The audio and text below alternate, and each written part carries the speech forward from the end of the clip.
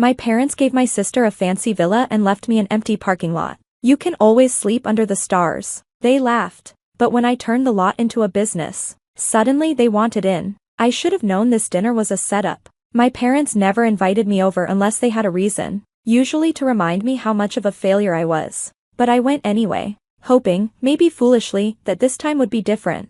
I'm a mechanic. Nothing special, but I'm good at it. I fix things, get paid, and stay out of trouble. My sister, Emily, is their perfect child. She's never worked a real job, always gets everything handed to her. If she burned their house down, they'd find a way to blame me.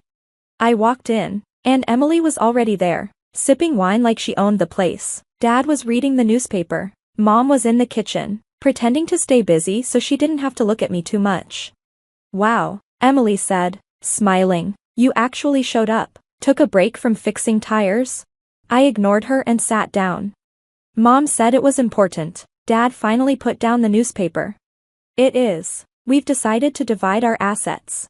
Emily looked excited. She knew she was getting something big. Mom smiled at her. We're giving you the beach house, sweetheart. Emily gasped like she had won a prize. Oh my God, the one in Massachusetts. Mom nodded. Yes, it's yours now. I waited. There had to be something for me too, right? Dad turned to me, his face emotionless. And you, Logan, we're giving you the parking lot. Silence. I blinked. The what? The old lot on 8th Street, Mom said, waving her hand like it was a great gift. It's land. You can figure something out. Emily laughed. Oh my God, that's hilarious. She turned to me, grinning. At least you'll always have a place to sleep under the stars. Dad chuckled. That lot's been empty for years, but maybe you can set up a lemonade stand or something. Mom sighed. Logan, you always say you want to build something for yourself. Now's your chance. I stared at them. This wasn't even a bad joke disguised as kindness. It was just cruel. A memory came to me. I was 16, covered in grease from my first job at the auto shop. I was proud, holding my first paycheck, hoping my parents would be impressed. Emily was on the couch, whining about a new car for her birthday. Dad didn't even look at me. You're going to smell like oil for the rest of your life, huh? Mom shook her head. Well, at least he's useful. Maybe he'll fix your car for free someday. Emily never had to work. They bought her a new BMW that same week. And now, years later, nothing had changed. I took a deep breath and pushed back from the table. You're serious? Dad shrugged. You should be grateful we're giving you anything. Emily smirked. Maybe one day you'll make enough to buy a real property. They all laughed, like this was some kind of joke. I gripped the chair so hard my knuckles turned white, but I didn't yell or argue. I just nodded. Okay. Mom frowned. That's it? No thank you. I stood up. Oh, I'll make something of it. I looked at Emily. And when I do, don't come knocking. She rolled her eyes. Sure, Logan. Can't wait to see what you do with a piece of concrete. Dad shook his head. Always so dramatic. I walked out, not saying another word. Fine. They thought they could humiliate me. I'd show them. I'd turn that parking lot into something they'd never expect. And when I did, they'd regret it. The next morning, I filed for permits to allow food trucks. If this was just a piece of concrete, I'd make it a profitable one. Within a week, I had contracts with top food truck owners, tacos, burgers, coffee, even vegan bowls for the hipsters. I took out a small loan, not from a bank, but from my boss at the auto shop, a guy who actually believed in hard work. I used it to set up lights, seating, music, and banners to turn the place into something real. 3 weeks later, that empty lot was a food court, with live music and long lines. That's when the fun started. A month later, the place had gone viral on social media. I saw Mom walking up, wearing her expensive coat, looking around like she had walked into a dump. I was checking inventory when she came over. So, this is what you've done? She asked, wrinkling her nose at the crowd. I didn't even look at her. Yeah, you gave me trash, so I made it work. She exhaled sharply, clearly unimpressed. This isn't a real business, she said. It's just a phase, right? I laughed. A phase? It's making more money than Emily's influencer career. Her face twitched, and Emily walked up. She stopped dead in her tracks, staring at the place. "What is this?" she snapped. "You turned this into, what? A flea market?" I smiled. "It's called a successful business." She scoffed. "This isn't real money." I pointed to the crowd. "Yeah, then why are all these people spending their fake money here every night?" A few customers clapped. Emily's face turned red. "Mom, say something," she whined. Mom cleared her throat. "Logan, we're just concerned. This doesn't seem stable." I raised an eyebrow. "Stable? Like the beach house you gave Emily for free?" Emily cut in quickly. "You can't sell this. It's family property." I laughed. "Oh, now it's family property? Funny. I didn't hear that when you were laughing at me." Her jaw tightened. "This isn't fair," she said. "You didn't earn this." I turned to face her. "Oh, really? Saying that to me?" She crossed her arms, but she looked unsure of herself now. "I'm just saying, selling it would be betraying the family." I tilted my head. "When you dumped it on me as a joke, that wasn't betrayal." Mom seemed to struggle to find something to say, then she finally spoke. "Well," she said carefully, "if this business is doing so well, maybe we should talk about a partnership." I stared at her, then I laughed, loud, so loud that a few customers looked over.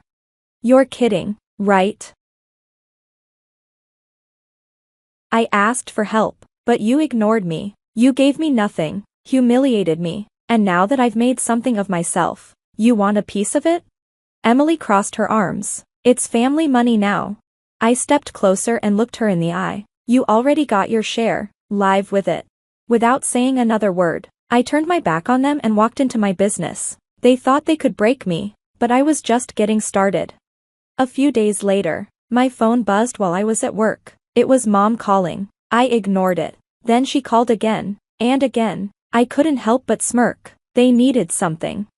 By then, my food truck park was thriving. It was the hottest spot in town, making more money in a month than I used to make in a year at the auto shop. Suddenly, my family, who had laughed at me before, couldn't stop calling. A few days later, I saw Emily standing by the food trucks. She didn't look smug this time. She looked desperate. I raised an eyebrow. "What are you doing here? Did your car break down?" She sighed. "I need to talk to you." I checked my watch. "I've got 5 minutes. Make it count." She paused, then said, "I need to sell the beach house." I was surprised. "The same beach house you were showing off?" She ignored that. "The market is bad, and I need money fast." I smirked. "Spending too much on vacations and designer bags?" She stiffened. "It's complicated. Please, just say you'll help." I leaned against a food truck. "Help? How?" She hesitated. "I need $200,000 to cover debts before I can even sell the house." I whistled. "That's a lot. Good luck with that." She grabbed my arm. "You have the money, please." I pulled away. "Oh, now you think my business is real enough to ask for a loan?" Her face turned red. "We're family, Logan." I laughed. "Funny, last time we talked, you called me a joke. Where's all that energy now?" She closed her mouth, then said, "I'll pay you back, please." I stared at her, then shook my head. "No." Her eyes widened. "No." I smiled. "That's right, you and Mom and Dad said no when I needed support, so no. Emily, I won't bail you out." She took a step back, shocked, then exploded. "You're just going to let me fail?" I shrugged. "Not my problem," and I walked away. But it wasn't over. A week later, I pulled into my lot and saw my parents standing there. Mom looked irritated. Dad looked tired. "Logan," Mom started, "we need to talk." I sighed. "Let me guess, Emily ran to you, and now you're here to lecture me." Mom pursed her lips. "This is serious." Dad spoke up. "We need your help, son." I raised an eyebrow. "Son? Oh, now I'm your son again." Mom sighed. "Your father's business isn't doing well. We're in financial trouble." I fought the urge to smile. "Oh, the family that gave Emily a mansion and me a parking lot is struggling? Who could have guessed?" Mom glared. "Don't be childish, Logan." I tilted my head. "Childish? Like laughing at me when I was struggling?" Dad groaned. "We don't need a lecture. We need a loan." I rubbed my chin. How much? Mom swallowed. 500,000. I laughed. 500,000? Dad nodded, looking tired. You're successful now. You can afford it. I crossed my arms. Oh, now I'm successful. Mom snapped. Don't be a brat. We're family. I let that hang in the air. Then I smiled. Let me tell you something about family, I said, stepping closer. Family doesn't laugh at you when you're struggling. Another step. Family doesn't treat you like a joke. One more. And family doesn't show up only when they need something. Mom's face went pale. Dad mumbled, Logan, please. I exhaled and shook my head. You made your choices. I looked at my lot, my success, and I made mine. Then I stepped back. I'm not giving you a cent. Mom gasped. You ungrateful. I raised my hand. No, we're done. I turned to walk away. Logan, Dad called, if you walk away from this. I paused and turned back. If I walk away? You mean like you walked away from me? Silence. I nodded. That's what I thought, and I left. Next part. I thought I was done with them, but they didn't take no for an answer. A few days later, they tried to make trouble for me. It started with bad reviews online. 1 star, this place is overrated. The owner is rude. Another one. 1 star, the staff is unprofessional. The place smells like garbage. And another. 1 star, the owner is selfish and ungrateful. Don't support this business. I laughed. Nice try, Mom. Then, a city inspector showed up, saying someone complained my permits weren't up to code. I knew exactly who it was. Then came more complaints about my seating area, noise levels, and food safety. They were trying to shut me down with paperwork and fines. But I wasn't going to let them break me. I hired a lawyer and got everything in order. I doubled my marketing, threw more events, and invited influencers. I expanded the business. Then, Emily made the biggest mistake of all. It was a busy Saturday night, and the place was packed. That's when I heard her. Emily was shouting. This place is a joke. I turned to see her, looking drunk and messy. Mom was behind her, trying to stop her. Emily, stop, Mom said. But Emily was screaming. I can't believe you think you're better than us. A few customers turned and pulled out their phones. I smiled. Perfect. I walked toward Emily, keeping my voice calm. Emily, leave. She stumbled closer. You think you're better than us now, huh? I smirked. I don't think it. I just am. Her face twisted with anger. You're nothing. Nothing.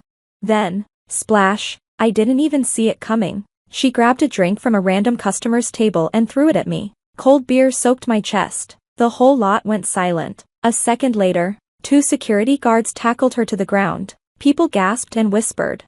Mom screamed. Let her go. She's your sister. I brushed off my wet shirt and turned to my head of security. Call the cops. Emily's eyes widened in horror. What? No, Logan, don't. I crouched down and spoke quietly. Actions have consequences. 10 minutes later, the cops showed up, blue and red lights flashing. Mom was hysterical. You're ruining the family name, she yelled. I just laughed. Lady, you did that yourself. They put Emily in the back of the cop car, crying and begging. She looked just like I did years ago when they humiliated me, but unlike them, I didn't care. Mom turned to me, her voice shaking. This is your sister. Do something. I crossed my arms. Oh, like how you did something when you gave me nothing and laughed in my face. She had no answer. I turned and walked back to my customers. Hope the beach house is worth it, I called over my shoulder. Then I went back to my successful business. They wanted to see me fail. They were getting front row seats to my success. After Emily's arrest, I thought they'd finally get the message. I was wrong. A week later, Mom and Dad showed up again. This time, they didn't look smug. They looked desperate. I was in a meeting when I saw them standing awkwardly near the entrance. For years, I felt small around them. Never good enough. Now, I was in control. I finished my meeting, made them wait a little longer, then walked over with my arms crossed. You're back, I said, casually. Let me guess. Emily sent you because she's too embarrassed to face me. Dad cleared his throat. We need to talk, Logan. I raised an eyebrow. Oh, Like when you laughed in my face and gave Emily a mansion while I got nothing? Mom pursed her lips. This isn't about the past. I laughed. Oh, it's about the past. If you hadn't treated me like dirt, you wouldn't be here begging me for help. Her eye twitched, but she kept calm. We're in trouble.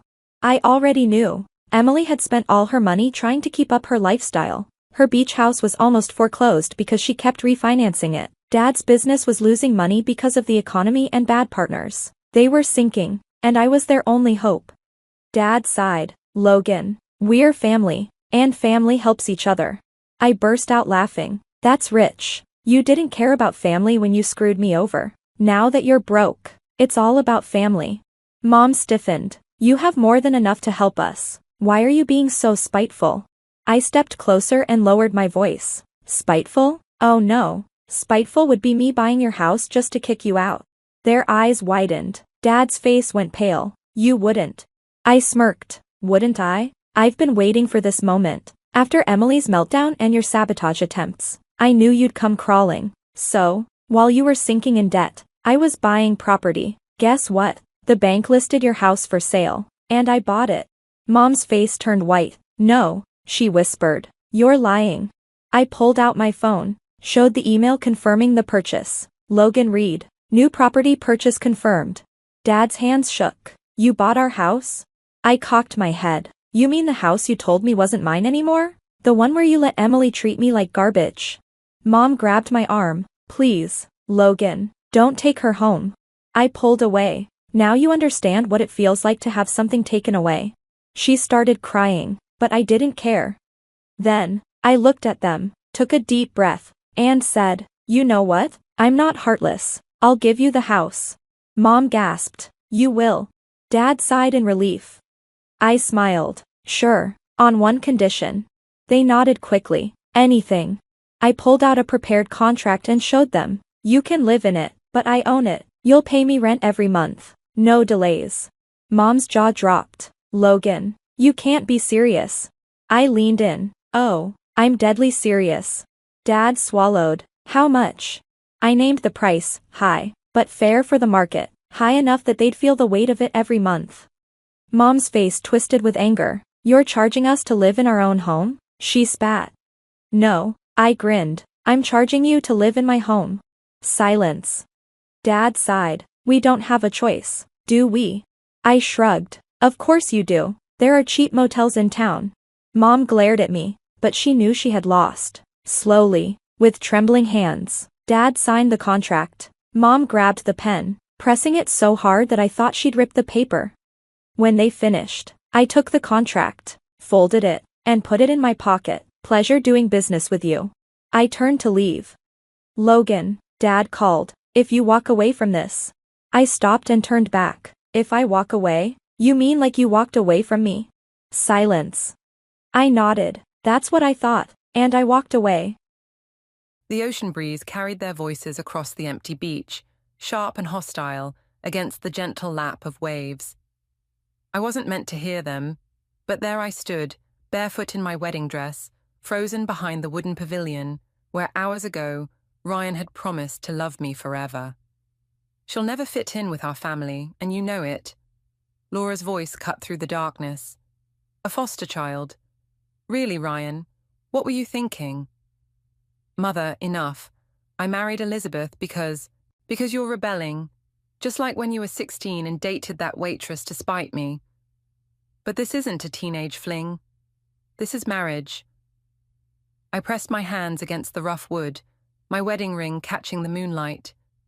The same ring Ryan had slipped onto my finger with tears in his eyes, promising me a lifetime of happiness. Now he stood silent while his mother tore apart everything we were supposed to be. Give it time, Ryan said finally, his voice weak. Elizabeth is different. Different? Laura laughed, the sound like breaking glass. That's precisely the problem.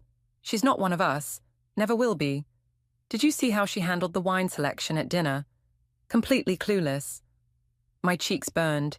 I'd chosen the wine I thought tasted best, not the most expensive one. Such a simple thing, but in Laura's world, every choice was a test I seemed destined to fail. She's smart, Mother. A successful translator. A glorified secretary who plays with words.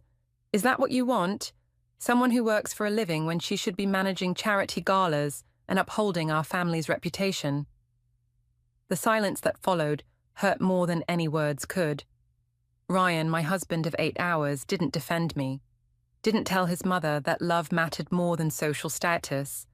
Didn't mention how David and Susan, my foster parents, had given me more love and support than money could buy. What do you expect me to do? Ryan's voice had changed, becoming smaller, more uncertain, like a child seeking approval. Nothing drastic, not yet, but remember, darling, prenuptial agreements can be very useful things, especially when certain parties prove unsuitable. My fingers curled into fists, pristine French manicure digging into my palms. The pain helped me focus, helped me push back the tears threatening to spill. I thought of David and Susan, how they'd welcomed me into their home when I was 12, scared and defensive after years of being shuffled between foster homes. They'd taught me that family meant unconditional love, not social climbing and manipulation. I should get back, Ryan said. Elizabeth will wonder where I am. Of course, darling. Go play house with your little charity case, but remember what I said. Their footsteps faded in opposite directions, leaving me alone with the truth I'd been too blind to see. The perfect wedding, the elaborate honeymoon suite, the champagne toasts. It had all been a beautiful lie, a facade hiding the rot beneath. I slipped off my heels and walked toward the water, letting the cold waves wash over my feet. The expensive wedding dress, chosen by Laura, of course, dragged in the wet sand. I didn't care anymore. My phone buzzed in the hidden pocket Susan had insisted on adding to the dress. A text from Daniel, my boss. Hope the wedding was everything you dreamed of. Remember, your job will always be here for you. I stared at the message, something shifting inside me. Daniel had always seen my potential, had promoted me based on merit rather than background. In his world, I wasn't a charity case or a social climber. I was simply Elizabeth, valued for who I was. The waves retreated, leaving my feet buried in the sand. Trapped, just like I'd trapped myself in this marriage. But unlike the sand, this trap wasn't permanent, not if I decided to fight back. I looked up at the resort's gleaming windows, knowing somewhere behind them, Ryan waited in our honeymoon suite, probably rehearsing excuses for his absence. Let him wait, I had planning to do. 3 weeks after the wedding, I sat in David and Susan's kitchen, watching steam rise from my untouched coffee. The familiar scent of hops from their brewery drifted through the open window, a reminder of simpler times. You're not eating, sweetheart. Susan pushed a plate of scones closer. These are your favorite. I forced a smile.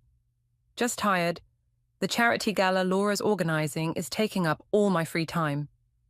Ah, yes, the famous hospital fundraiser. David's voice carried an edge I rarely heard. The one Ryan's mother insisted you help plan, despite your full-time job. The kitchen clock ticked loudly in the silence that followed. I hadn't told them about the conversation I'd overheard at the beach, hadn't admitted that my marriage was already crumbling under the weight of Laura's expectations. My phone buzzed. Another text from Ryan. Mother needs the final guest list by tonight. Don't embarrass us. Elizabeth. Susan's hand covered mine. What's really going on? Before I could answer, the doorbell rang. David went to answer it, and moments later, Laura swept into the kitchen like she owned it, designer heels clicking against the worn tiles. Elizabeth, darling, I thought I might find you here. Her smile never reached her eyes. Shouldn't you be working on the seating arrangements? Susan straightened, her warmth vanishing. We're having a family breakfast. How quaint. Laura's gaze swept over the modest kitchen. But Elizabeth has responsibilities now, real ones. I gripped my coffee mug harder. I submitted the seating chart yesterday.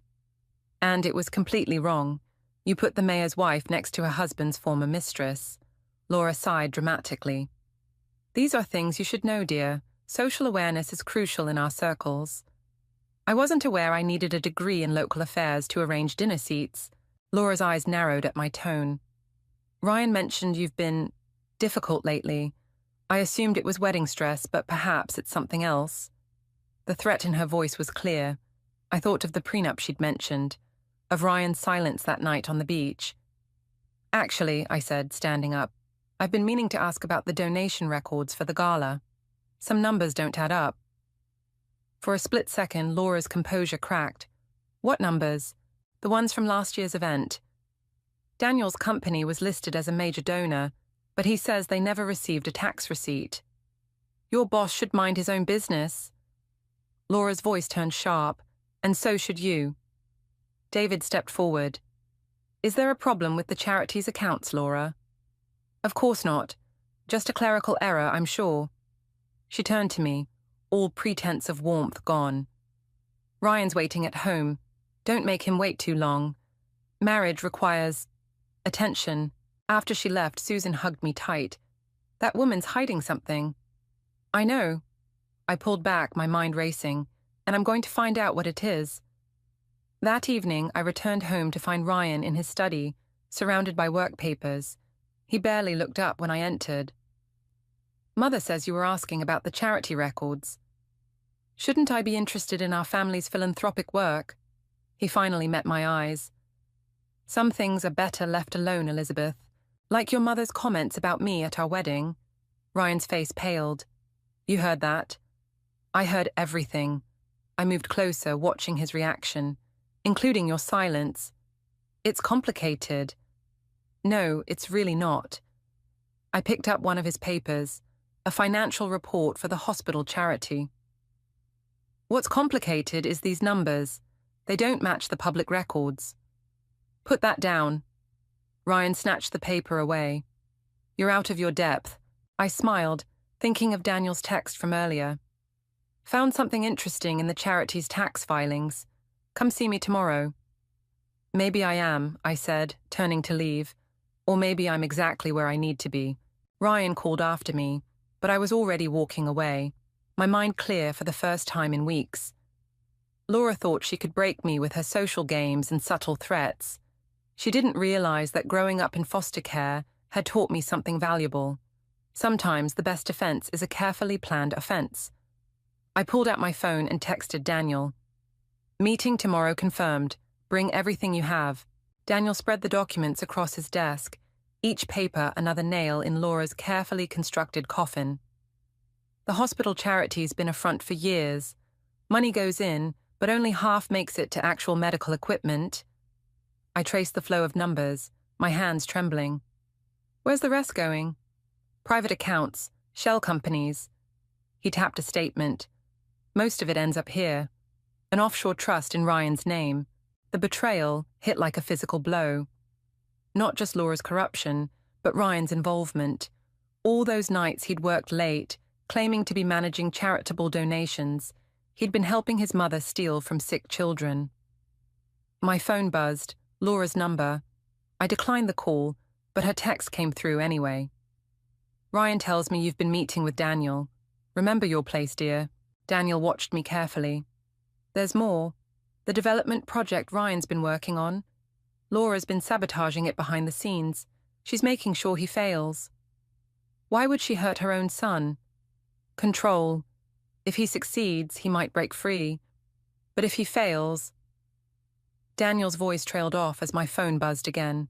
This time it was Ryan. Where are you? Mother's furious about the gala seating changes. I stood up, my decision crystallizing. I need copies of everything. Elizabeth. Daniel's tone made me pause. Be careful. Laura's dangerous when cornered. I arrived home to find Laura waiting in our living room. Ryan standing by the window like a scolded child. Emergency board meeting tomorrow, Laura announced without preamble. Ryan's project is being reviewed. Apparently, someone raised concerns about financial irregularities. Ryan's head snapped up. What? That's impossible. Unless, Laura cut in, someone's been talking to the wrong people. Her eyes fixed on me. Like certain employees at rival firms. I don't know what you're talking about. I kept my voice steady, thinking of the documents in my bag. No? Laura stood, smoothing her designer dress. Then you won't mind explaining why you've been meeting with Daniel. He's quite interested in our family's business lately. Daniel's my boss. We discuss work. Your work is translation, not finance. She moved closer. Stay in your lane, Elizabeth. Some roads are too dangerous for newcomers. Ryan finally spoke. Elizabeth, whatever you think you know, I know enough. I cut him off, pulling out one of Daniel's documents. Like how the children's ward never got those new ventilators, but you bought a yacht last month. Laura's composure cracked. Where did you get that? The same place I got proof of Ryan's offshore accounts, and records of how you've been sabotaging his career to keep him dependent on you. Ryan grabbed the paper, his face draining of color. Mother, is this true? Of course not.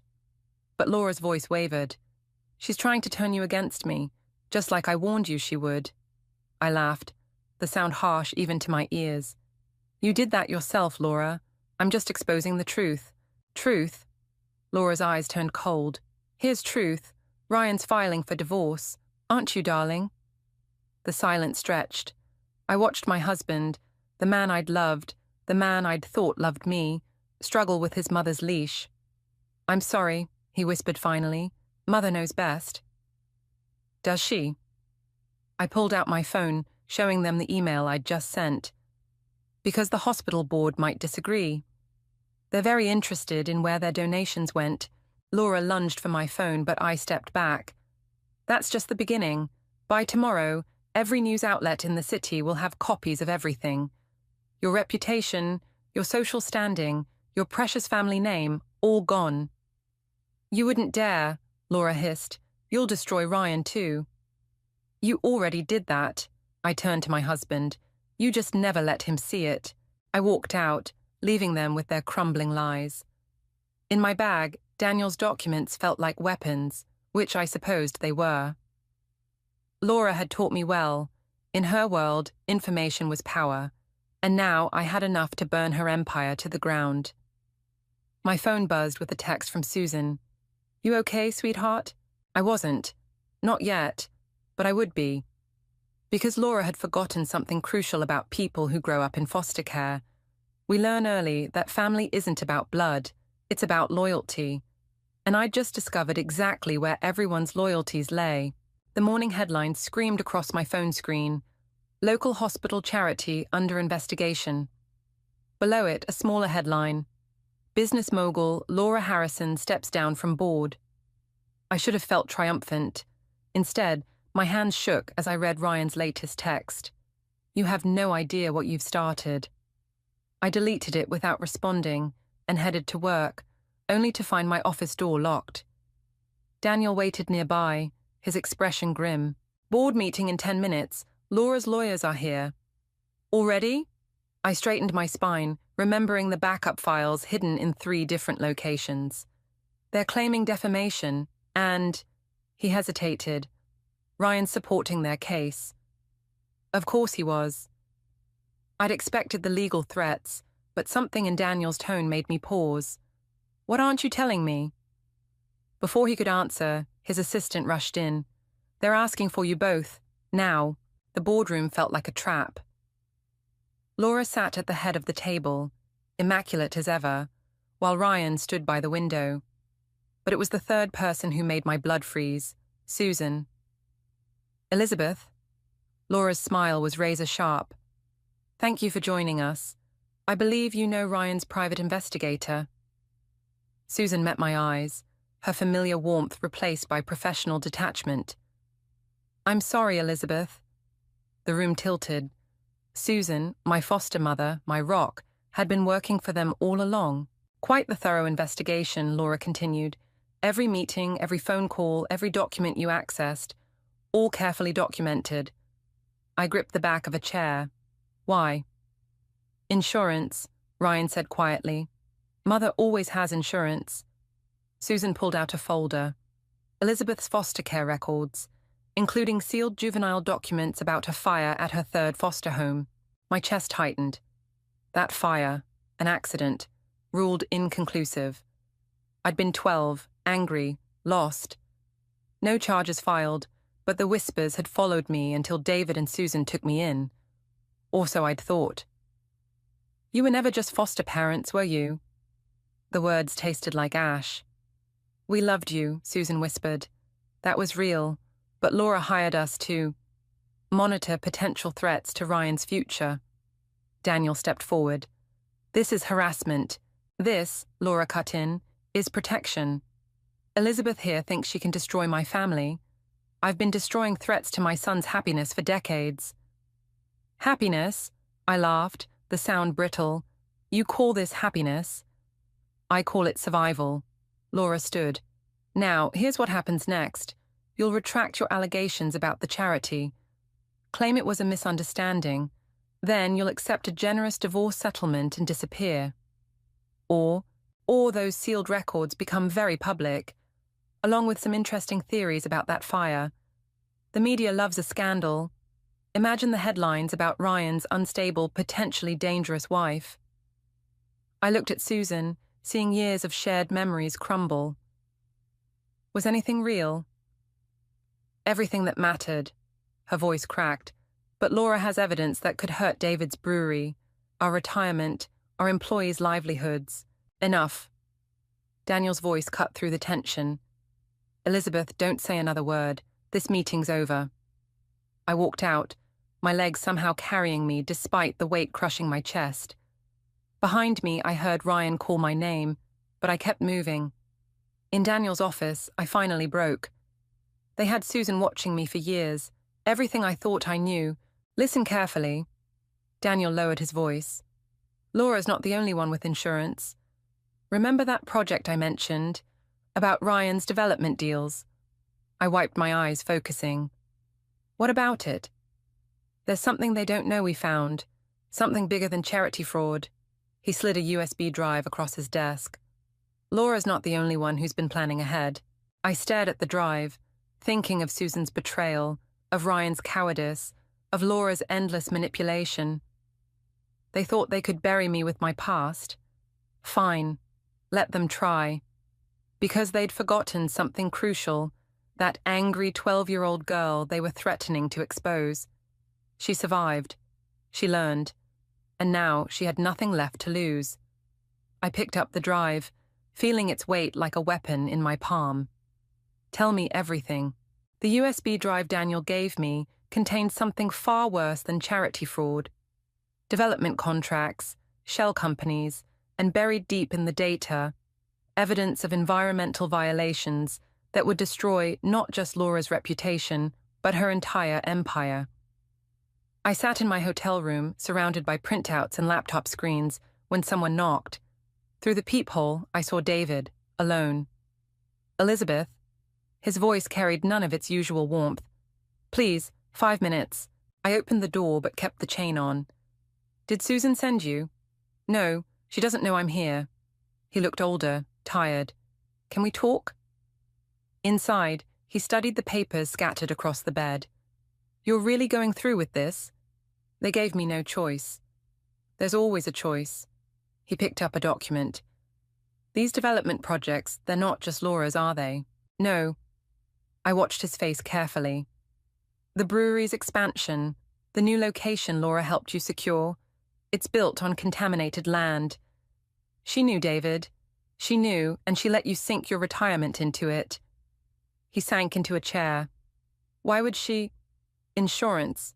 Like everything else. I handed him the soil reports. One anonymous tip to the environmental agency, and you lose everything.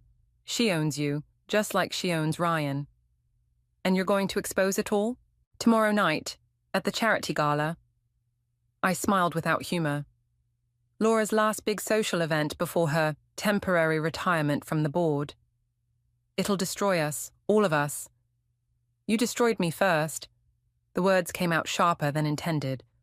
Or did you forget that part? My phone buzzed, Ryan calling again. I declined it, but not before David saw his name. He's been asking about you. Says he wants to explain. There's nothing to explain. I turned to the window, watching the city lights blur. He chose his side long ago. So did Susan. So did you. We loved you. David's voice cracked. Whatever else happened, that was real. Was it? Or was I just another investment, a backup plan in case Laura needed leverage? The silence answered for him. My phone buzzed again, a text from Daniel. Board meeting moved up, tomorrow morning. Laura's making her move. You should go, I told David. Plausible deniability. When this breaks tomorrow night. Elizabeth. He stood, suddenly looking more like the father I remembered. What if there's another way? What if... Don't. I held up my hand. Whatever Laura's offering, whatever deal she's dangling, it's too late. She'll destroy you, your past, your career. My past? I laughed. That fire they're threatening to expose. It wasn't an accident. But it wasn't me either. It was my foster brother, the one they sent away, the one nobody believed. I met David's eyes. I learned then what happens when powerful people write the narrative. I won't let it happen again. His phone chimed, Susan calling. He stared at it, torn between two loyalties. Go home, David. Hold Susan. Remember what it felt like to be good people. I turned back to my work. Tomorrow, everyone's true nature gets exposed. After he left, I opened Daniel's file on Ryan's development projects.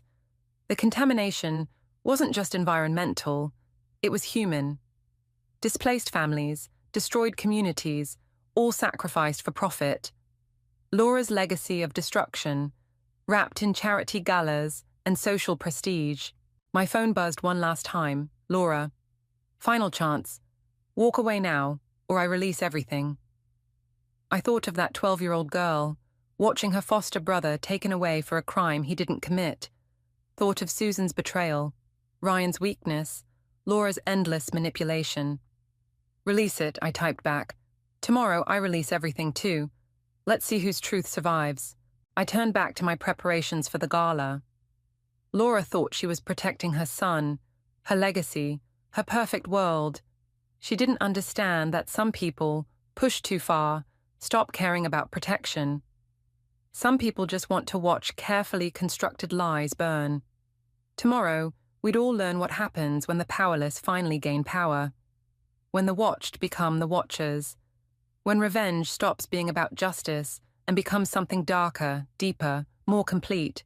I picked up my phone one last time, sending a single text to Daniel. It's time. Release the first wave. The game was changing. Let them scramble to protect themselves. By tomorrow night, there would be nothing left to protect. The charity gala glittered with false promises, just like everything else in Laura's world. I adjusted my midnight blue gown, borrowed from the costume department at Daniel's firm, and watched the security feed on my phone. Laura stood at the podium, practicing her speech about community service and family values. Everything's in place. Daniel appeared beside me, champagne glasses in hand. The press is here. Environmental inspectors are standing by. One word from you. Elizabeth. Ryan's voice froze me. He stood in the doorway of the empty conference room, looking lost in his expensive suit. You need to leave. Daniel stepped forward, but I touched his arm. It's fine. Give us a minute. After Daniel left, Ryan moved closer. You're really going through with this? Funny. David asked the same thing. I saw him yesterday. He told me about the contaminated land. Ryan ran a hand through his hair. Mother says she can fix it. Make it go away. Like she made me go away. That's not... He stopped, frustrated. I loved you. Part of me still does. Part of you? I laughed. That's the problem, Ryan. You've never been whole, just fragments of whatever your mother wanted you to be. My phone buzzed. A text from Susan. Please don't do this. We can find another way. They're scared, Ryan said, watching me delete the message. We all are. You have no idea what Mother's capable of. Actually, I do. I pulled up the environmental report. Did you know about the cancer cluster and that development you built? The one Mother helped cover up? His face went pale. Those reports were sealed. Like my juvenile records? I moved closer. Your mother's not the only one who knows how to dig up secrets. The ballroom speakers crackled. Laura's introduction beginning. Ryan grabbed my arm. Whatever you're planning, stop, please. For what we had was a lie. I pulled away. Everything was a lie. I headed for the ballroom, but Ryan's next word stopped me. She'll release the truth about the fire. Let her. Not your truth, his truth. Ryan's voice dropped. Your foster brother. Mother found him. He's willing to change his story. Say you were responsible. That he covered for you back then. The world tilted. You're lying. Check your phone. A video message waited. My foster brother, older now, haunted. Speaking Laura's scripted words about that night, about protecting me, about finally telling the truth. How much? My voice sounded distant. How much did she pay him? Enough to destroy your life instead of his. The ballroom erupted in applause, Laura beginning her speech about family legacy and charitable works. My phone showed Daniel's message. Now, Ryan stepped closer. Walk away. Take the settlement. Start over somewhere else. I thought of that scared 12-year-old girl, watching her only friend taken away. Thought of Susan's years of surveillance, David's compromised brewery, Ryan's weak love, all of Laura's perfectly orchestrated destruction. You know what's funny? I turned to Ryan. Your mother thinks she's protecting you, but she's just teaching you to be afraid. I walked into the ballroom as Laura reached her crescendo about family values. The USB drive felt heavy in my clutch. Now, I texted Daniel. The screens behind Laura flickered. Environmental reports appeared. Financial records. The cancer cluster data. Laura's voice faltered as photographs of displaced families filled the displays. What is this? She tried to maintain control. Technical difficulties? No, Laura. My voice carried across the suddenly silent room. This is truth. Your legacy. Security moved toward me, but stopped as reporters started shouting questions. Laura's face contorted with rage. Remove her. Before you do, I raised my voice. Ask your beloved chairwoman about the contaminated land she sold to local businesses. Ask about the families she destroyed. Ask about... The lights went out. In the chaos that followed, I felt someone grab my arm. Ryan's voice in the darkness. Mother says thank you for making this easy. The backup generators hummed to life, but it was too late. The screens were dark. My phone was dead. And Laura stood triumphant, tears in her eyes, playing the victim perfectly. I'm so sorry, she addressed the crowd. It seems my daughter-in-law's troubled past has finally caught up with her. Security, please escort her out, and someone call the police. I looked for Daniel, but he was gone. In my moment of revenge, I'd forgotten Laura's first rule. Always control the narrative. The handcuffs felt cold against my wrists as Laura's carefully crafted story began to unfold. The holding cell's fluorescent lights buzzed like Laura's accusations in my head. 3 hours of questioning, and still no sign of Daniel. My phone, my evidence, everything, gone. The door opened. Not the detective this time, but Laura. Perfect as ever in her charity gala dress. Comfortable? She settled into the metal chair, smoothing her silk skirt. I brought your medication records, from when you were 12, such a troubled child. Where's Daniel? Resigned, effective immediately. She smiled thinly. Something about family emergency overseas. He left quite abruptly. My stomach dropped. Daniel had abandoned me too. The press is having a field day. Laura examined her manicure. Unstable foster child attacks respected philanthropist. Claims conspiracy. Very sad, really. The cell door opened again. Ryan entered, carrying a manila envelope. The papers are ready, Mother. Excellent. Laura slid them across the table. Full divorce settlement. Very generous, considering your episode. Sign now, and these unfortunate charges disappear. I stared at the envelope, remembering the night I'd heard them on the beach. You planned this from the beginning. Please, Laura waved dismissively. You planned your own destruction. I merely provided the stage. And the audience? I met Ryan's eyes. Was that your idea or hers? He wouldn't look at me. Just sign, Elizabeth. End this. Like you ended those families' lives, the ones who got cancer from your contaminated development. Alleged contamination. Laura's voice hardened. Unproven claims from unreliable sources. The cell door opened a third time. A guard entered with Susan. You have 5 minutes, he said, leaving us. Susan looked destroyed, tears tracking her makeup. Elizabeth, please, sign the papers. David's at the hospital, his heart. Stop. The pieces clicked together. David was fine yesterday. Stress can do terrible things. Laura stood, especially to someone facing environmental violations, bankruptcy, potential criminal charges. Unless I sign. Smart girl.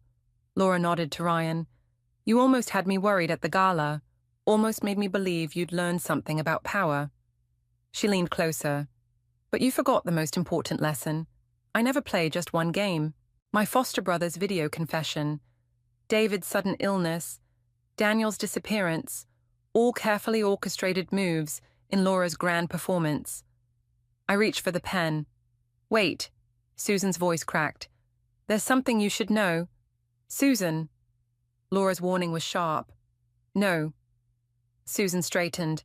I've watched you destroy enough lives, Laura, including your own son's. Ryan started.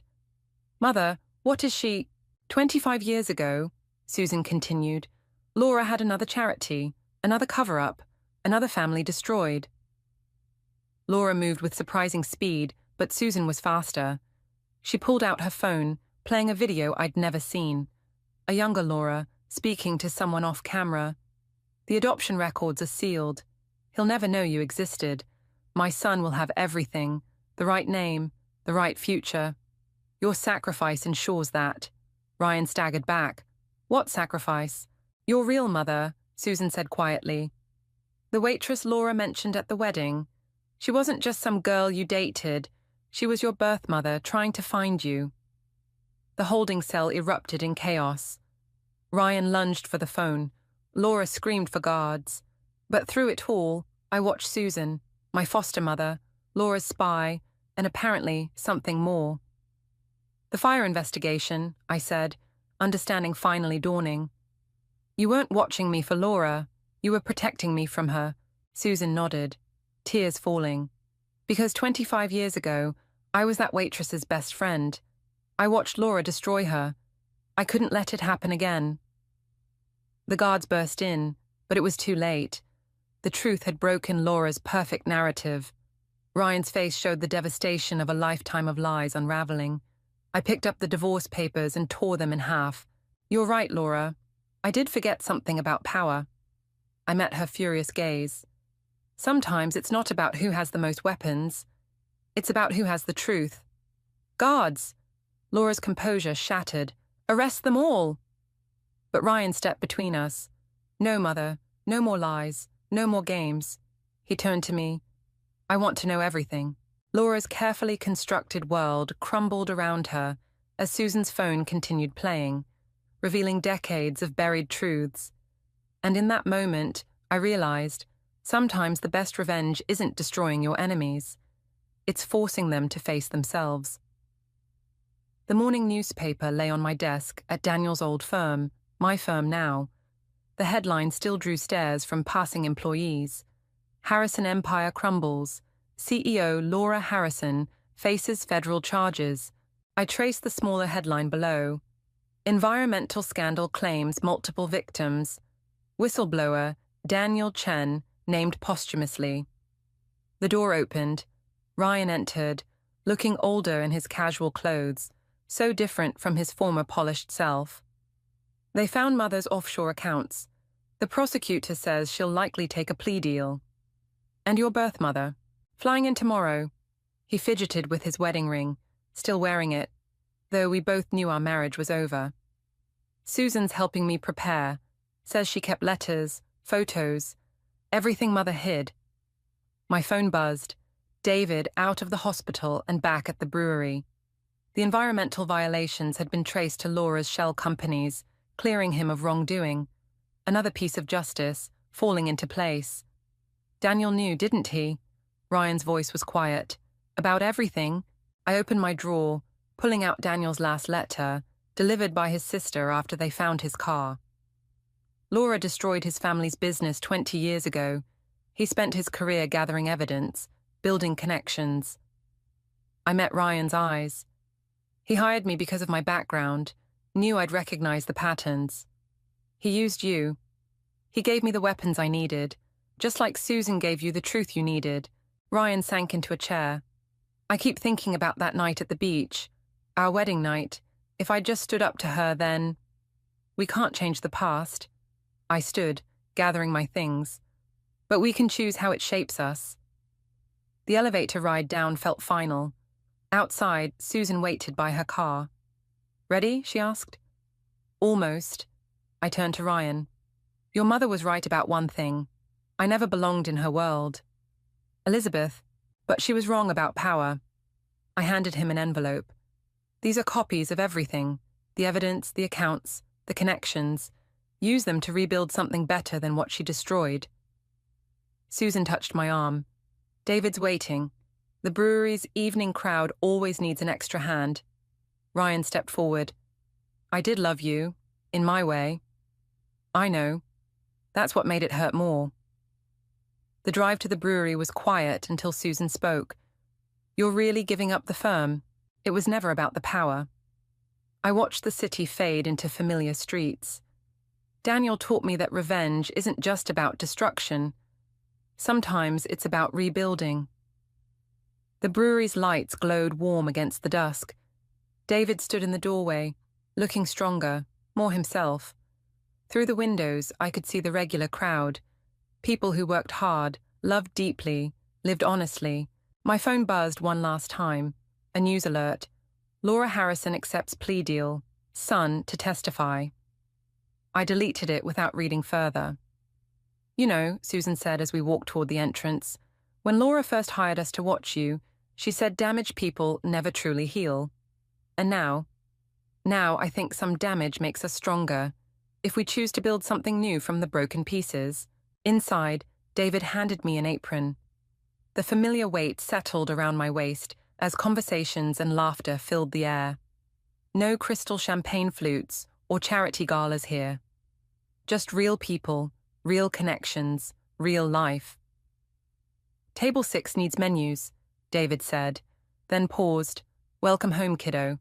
I moved through the crowd, notepad ready, remembering the frightened foster child who once thought belonging meant fitting into someone else's world. Laura had tried to break me by exposing my past, never understanding that our pasts don't define us. Our choices do. A young girl sat at table 6, watching her foster parents study the menu with anxious eyes. I recognized that look, the fear of temporary love, of conditional belonging. First time here? I asked, offering her a genuine smile. She nodded, relaxing slightly. Well then, I said, let me tell you about our house specials. Sometimes revenge isn't about making others pay. Sometimes it's about proving them wrong. And sometimes healing comes not from destroying the past, but from building a future strong enough to withstand it. I opened my notepad, ready to take their order, ready to begin again. The white roses in my bouquet trembled, each petal a witness to the moment my perfect day shattered into 1,000 jagged pieces. I'd spent months dreaming of this moment, standing at the altar in my designer gown, ready to say I do to Derek. The string quartet had just finished their final notes when it happened. Stop this wedding. Elaine's voice cut through the chapel like a blade. My future mother-in-law stood in her powder blue suit, her face a mask of righteous indignation. I cannot allow this farce to continue. I'm Luna, and this was supposed to be the happiest day of my life. The guests started murmuring. I could feel their eyes boring into me, hungry for drama. My 5-year-old daughter Lily clutched her flower basket tighter, her bottom lip quivering. Mother, what are you doing? Derek's voice was tight, controlled. Protecting you, darling. Elaine's heels clicked against the marble floor as she approached. Your bride has been systematically undermining my authority in the company. stealing confidential information, trying to push me out. I felt the blood drain from my face. That's ridiculous. I would never... I have proof. Elaine pulled out her phone, her red lacquered nails tapping the screen. Emails, documents, all traced back to you. Derek, I turned to him, reaching for his hand. She's lying. You know me. The silence stretched between us like a chasm. Derek's jaw clenched, his eyes darkening. Then it happened. His hand connected with my cheek in a sharp crack that echoed through the chapel. Gasps rippled through the crowd. My best friend Sophie jumped up from the front pew, but I held up my hand to stop her.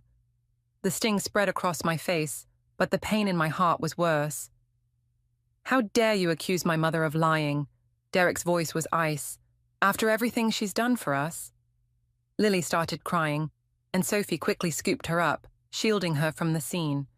I stood there, frozen, as my world imploded. I think we're done here. Elaine's smile was triumphant.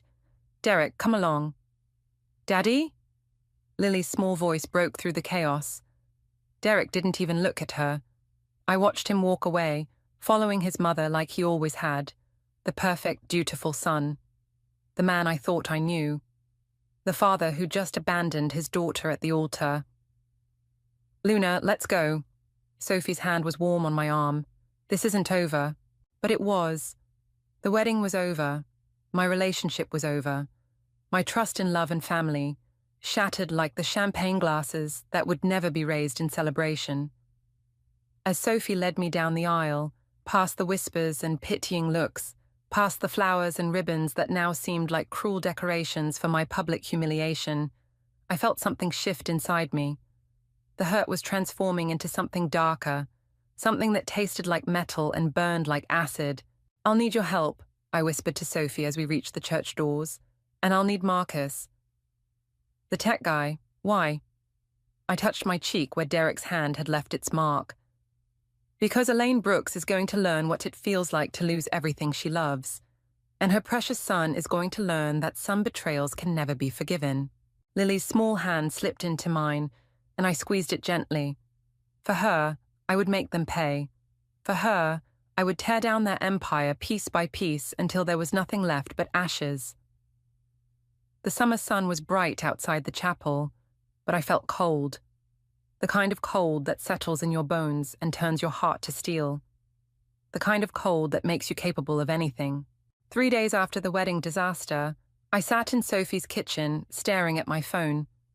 17 missed calls from Derek, all within the last hour. Each one made my hand shake a little more. He's at it again, Sophie said, sliding a glass of wine across the counter. What did the text say? I unlocked my screen. The usual. He's sorry. He was shocked. His mother had evidence. He wants to talk. My finger hovered over the delete button. Funny how he couldn't even look at Lily when she cried for him at the church. The doorbell rang. Sophie checked the security camera and tensed. It's Elaine. My wineglass froze halfway to my lips. How did she find us? Luna. Elaine's voice carried through the door. I know you're in there. We need to discuss this situation like adults. I moved to the hallway, pressing my ear against the wood. There's nothing to discuss. You destroyed my wedding with lies. Lies? She laughed, that practiced society laugh that always made my skin crawl. Darling, I have proof. Those company documents you accessed, the confidential files you copied. The timestamps don't lie. My stomach dropped. I hadn't accessed any files. I didn't even have that level of clearance. But something in her voice made me pause. She sounded too confident, too prepared. I'm calling the police, Sophie whispered, phone in hand. I stopped her. Wait, I want to hear this. Luna, Elaine continued, her voice honey-sweet poison. Derek is willing to forgive you. We can still salvage the situation. Think of Lily. She needs her father. The father who hit me in front of the entire congregation. Silence. Then, he reacted poorly. But you provoked him, dear. You know how protective he is of me. The pieces started falling into place. The accusations, the convenient evidence, The way Derek didn't even question his mother's claims. When did you start planning this, Elaine? My voice was steady now. Was it when I questioned those strange transfers in the company accounts? Or when I noticed Derek signing documents without reading them? Another pause, longer this time.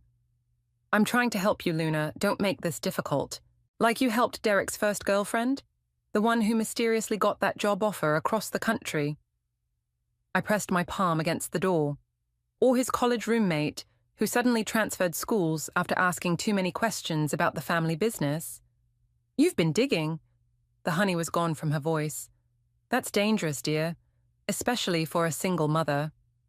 Sophie grabbed my arm, her eyes wide. I squeezed her hand, letting her know I heard the threat loud and clear. Goodbye, Elaine. This isn't over, she called through the door. Derek will be filing for custody next week. We have evidence of your unstable behavior. Her heels clicked away down the hallway. I waited until the sound faded before sliding down to the floor, my legs finally giving out. Luna, Sophie sat beside me. We need to call Marcus now. Why? Because I've seen this before. The way she operates, the threats, the manufactured evidence. She pulled out her phone. Marcus used to work IT for their company. He left after, well, he needs to tell you himself, but he knows things about the Brooks family, things that could help us. I thought about Lily, sleeping upstairs in Sophie's guest room, about how she'd asked for her daddy every night since the wedding, about how Derek hadn't even tried to see her, just sent messages through his lawyer.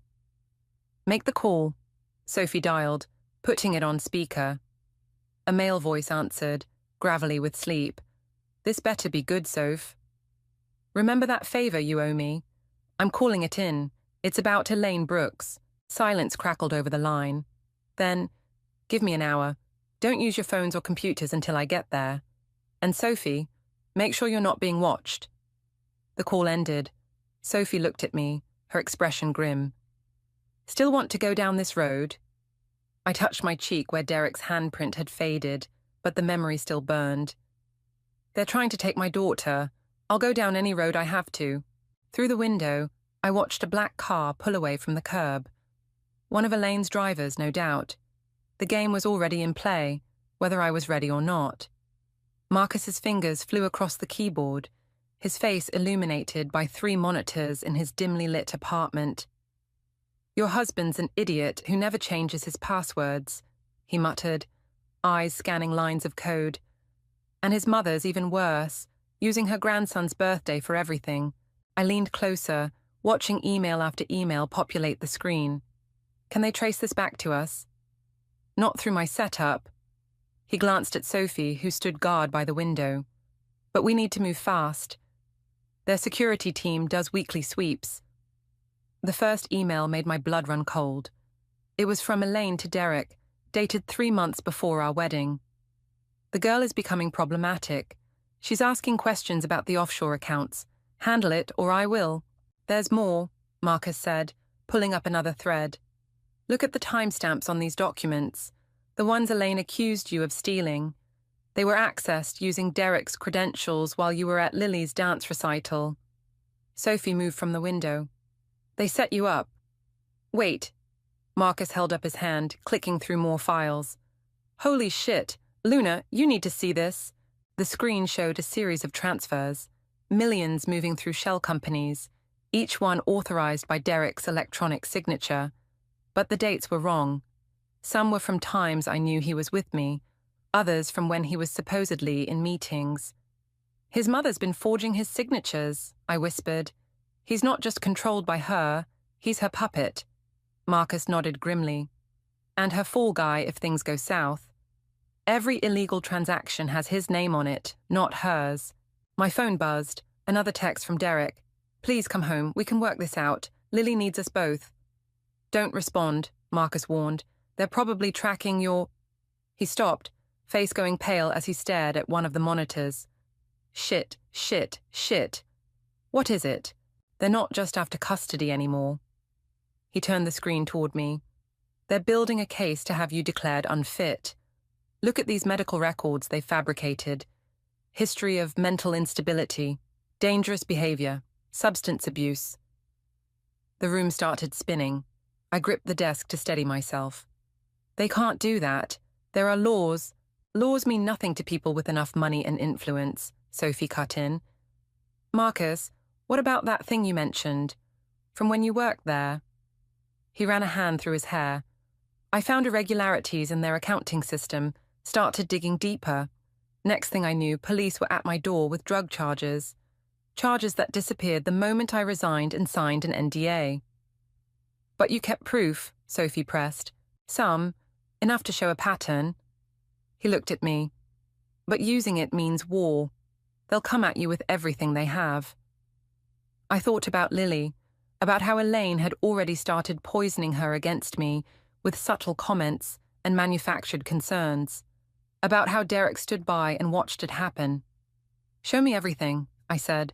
For the next hour, Marcus unveiled the extent of their corruption. Tax evasion, blackmail, destroyed careers, lives ruined through carefully orchestrated scandals, all orchestrated by Elaine, all pinned on others. There's one more thing, Marcus said quietly.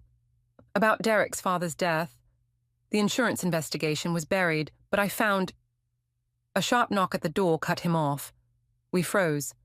Police, open up! Marcus immediately started wiping drives. Sophie grabbed my arm. Fire escape, now! The evidence is already backed up, Marcus hissed, shoving a small drive into my hand. Go, I'll hold them off. As Sophie pulled me toward the window, I heard the door splinter. Marcus's voice carried over the chaos. Officers, I can explain everything. We climbed down the fire escape in the dark, my heart pounding with each metallic clang. At street level, Sophie pushed me into her car. They're moving faster than we expected, she said, starting the engine. We need to get Lily and disappear for a while. I clutched the drive in my palm, feeling its edges bite into my skin.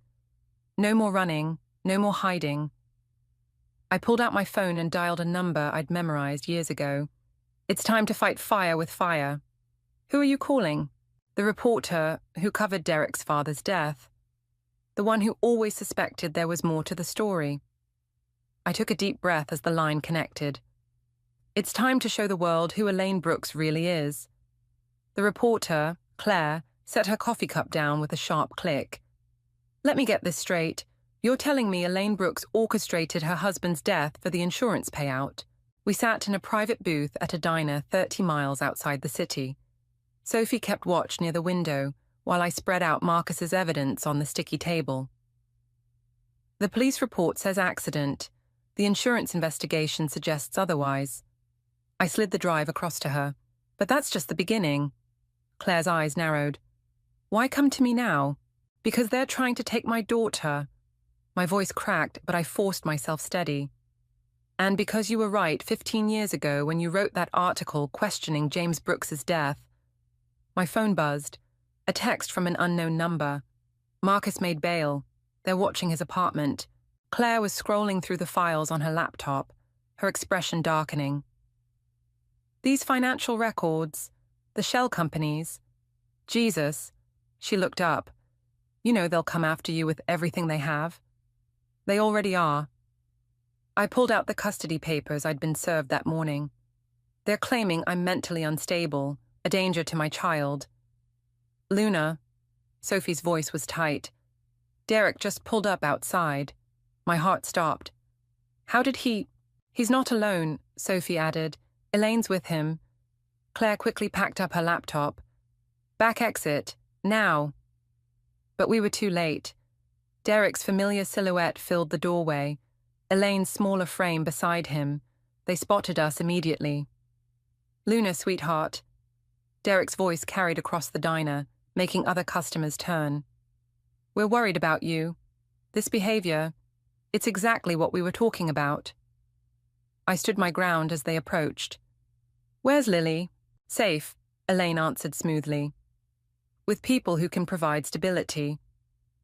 She noticed Claire and something flickered in her eyes. Miss Wilson, still chasing conspiracy theories? Still destroying lives, Mrs. Brooks, Claire countered. Derek reached for my arm. Come home, we can get you help. I jerked away. Like you helped your father? The color drained from his face. What? Show him, I told Claire. She turned her laptop around, displaying the insurance investigator's suppressed report. Derek's eyes scanned the screen, his expression shifting from confusion to horror. Mother? His voice was barely a whisper. What is this? Obvious fabrications, Elaine snapped, but her perfectly manicured nails dug into her designer purse.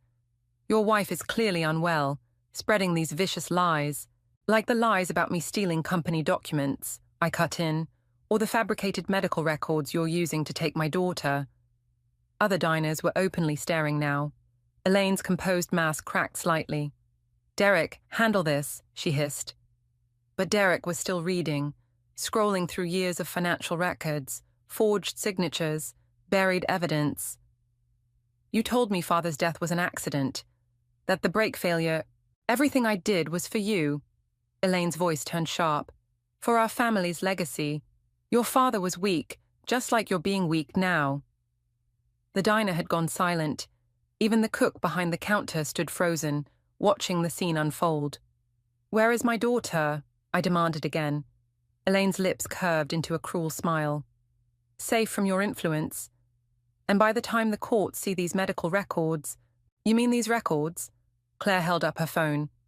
The ones I just emailed to every major news outlet, along with proof they were fabricated. The color drained from Elaine's face. It's over, I said quietly. The truth about James, the financial fraud, everything. By morning, everyone will know. Derek looked between his mother and me, years of manipulation finally cracking his perfect son facade. The offshore accounts, the signatures. That was you? She made you the fall guy, I told him. Every illegal transaction is in your name. His hand started shaking. Where is Lily? He asked his mother, his voice dangerous. For the first time, I saw real fear in Elaine Brooks's eyes. Derek, she started. Where is my daughter? He advanced on her, and for a moment I saw James Brooks's death reflected in her flinch. My phone buzzed again. A message from Marcus. Got her. Lily's safe. Meeting point B. I backed toward the door, Sophie and Claire flanking me. The police will have questions about James, I said. I suggest you both get lawyers. As we left, I heard Derek's voice break. How could you, Mother? The sound of shattering glass followed us into the night. The sound of a carefully constructed empire finally beginning to fall. Marcus's safe house turned out to be a cramped apartment above a Chinese restaurant. Lily slept on the worn couch, clutching her stuffed rabbit, while I watched breaking news alerts flash across my phone. The Brooks family scandal was exploding. They're freezing accounts, Marcus said, typing furiously at his laptop. Elaine's trying to move assets offshore, but Claire's article hit too fast. The feds are already involved. Sophie paced by the window, periodically checking the street below. Derek's been calling me non-stop. Says he wants to help. Help himself, maybe. I ran my fingers through Lily's hair as she stirred in her sleep. He had years to choose differently. My phone lit up with a message from Claire. New source came forward. Former Brooks employee claims James's brake lines were deliberately cut. Police reopening investigation. Another text followed immediately. Elaine's assistant talking. Says there's a hidden safe in the mansion. More documents. I looked at Marcus. Can you get us in? The mansion. He shook his head. Security's too tight. Unless... He glanced at Sophie, something unspoken passing between them. No, Sophie said firmly. It's too dangerous. What? I demanded. Marcus sighed. I still have access codes from when I worked there, but they're probably watching for any system breaches. Tell her the rest, Sophie pressed. The assistant who's talking, that was my sister. Marcus's voice cracked. After I left the company, Elaine blackmailed her into staying, used her medical history against her. He swallowed hard. She killed herself last year. The room went silent except for Lily's soft breathing. Everything clicked into place. Marcus's determination to help, Sophie's protectiveness of him. the personal stake in bringing down the Brooks empire. My phone buzzed again. Derek. I know where the safe is, his message read. Let me help make this right. Sophie read over my shoulder. It's a trap. Maybe. I stood up, decision crystallizing. Or maybe he's finally choosing a side. Luna, no. Marcus grabbed my arm. You can't trust him. I don't. I gently pulled free. But I trust his anger. You saw his face when he learned about his father. A notification popped up. Breaking news about Brooks Industries stock plummeting. Another about federal agents at the corporate offices. The safe could have everything, I said. Proof about James, other victims like your sister. Enough to make sure Elaine never hurts anyone again. And if Derek's playing you, Sophie challenged, if Elaine's using him as bait, I looked at Lily, remembering how Elaine had tried to take her, how she'd manipulated her own son for decades. Then I'll deal with them both. My phone buzzed with coordinates from Derek, an abandoned parking garage. I'm coming with you, Sophie said. No. I handed her a sealed envelope. If anything happens, this has everything Claire needs to finish the story. Take care of Lily. Marcus stood. At least let me hack their security feeds. Give you eyes inside. Too risky. They'll be watching for that. I kissed Lily's forehead, breathing in her sweet, familiar scent. Sometimes the only way to end things is face to face. As I reached the door, Sophie caught my arm. Luna, revenge won't bring Marcus's sister back. It won't undo what they did to you. This isn't about revenge anymore. I met her eyes. It's about making sure they can't hurt anyone else. The night air was thick with approaching rain as I headed to my car. Another text from Derek lit up my phone. Come alone. Last chance to protect Lily from what's coming. I started the engine, checking my rearview mirror. A black SUV pulled out 2 blocks behind me. Elaine's security detail, no doubt. Let them follow. Let them think they were herding me exactly where they wanted. They didn't know about the evidence Claire was publishing hourly. Didn't know about the federal agents closing in. Didn't know that sometimes the perfect trap is the one you walk into willingly, eyes wide open. I touched my cheek where Derek had slapped me at the wedding, feeling the phantom sting of betrayal. By morning, the Brooks empire would be ashes. The only question was whether Derek would burn with it, or finally break free of his mother's web. The parking garage loomed ahead, a concrete monster in the darkness. Time to finish what they started. The parking garage echoed with my footsteps as I climbed to the 4th level. Derek stood alone by a concrete pillar, his suit wrinkled, his eyes hollow. No sign of Elaine or her security detail, but I felt their presence, waiting in the shadows. The safe, I said, keeping my distance. Where is it? Behind Father's portrait in the study. His voice was rough. The combination is Lily's birthday. Of course it was. Elaine's final mockery, using my daughter's birth date to protect her secrets. Why help me now? Because I remember how she looked at him that night. Derek's hands trembled. Father was asking questions about the accounts. She told him to drop it. The next day. A car door slammed somewhere below. Derek's head snapped up. You need to go. Now. Too late. Footsteps surrounded us, echoing from multiple directions. Elaine emerged from behind a pillar, flanked by 2 security guards. I'm disappointed, Derek. She sighed like a teacher with a failing student. Though I suppose weakness runs in your father's blood. My phone buzzed, a message from Sophie. Federal agents raiding mansion now. Stall them. It's over, Elaine, I said. The feds are at your house. They'll find everything. She smiled, the same smile she wore at my wedding. You think I'd leave evidence in a safe? That's what safety deposit boxes in Geneva are for. She nodded to her guards. Take care of this. Make it look like a domestic dispute gone wrong. Derek stepped forward. Mother, stop! The crack of gunfire split the air. Derek stumbled, red blooming across his chest. I screamed as he fell. Such a disappointment, Elaine said softly. Like father, like son. I dove behind a concrete pillar as more shots rang out. Derek lay motionless, his blood pooling on the concrete. My phone skittered away as I rolled, showing one final message from Sophie. Police coming. Hold on. You know what fascinates me, Luna? Elaine's voice echoed through the garage. How you actually thought you could win? That you could take my son, my company, my life's work? A bullet chipped concrete near my head. I scrambled to another pillar, trying to keep track of the footsteps approaching from multiple angles. I built this empire from nothing, she continued, sacrificed everything. And you thought you could destroy it with what? Some leaked documents, news articles. You killed your husband, I called out, trying to buy time. Your own son. For what? Money? For control. Her voice was closer now. Something you never understood. In this world, you either control or are controlled. There is no middle ground. A guard appeared on my left. I kicked out, catching his knee. He fell with a grunt, his gun sliding across the concrete. I lunged for it, but a sharp pain exploded in my shoulder as another shot rang out. Mother like daughter, Elaine said, standing over me as I clutched my bleeding shoulder.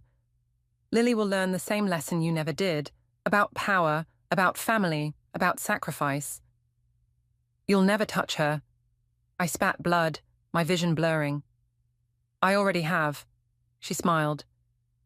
Who do you think has custody while you're here, having this tragic accident? By morning, she'll be on a plane to our house in Switzerland.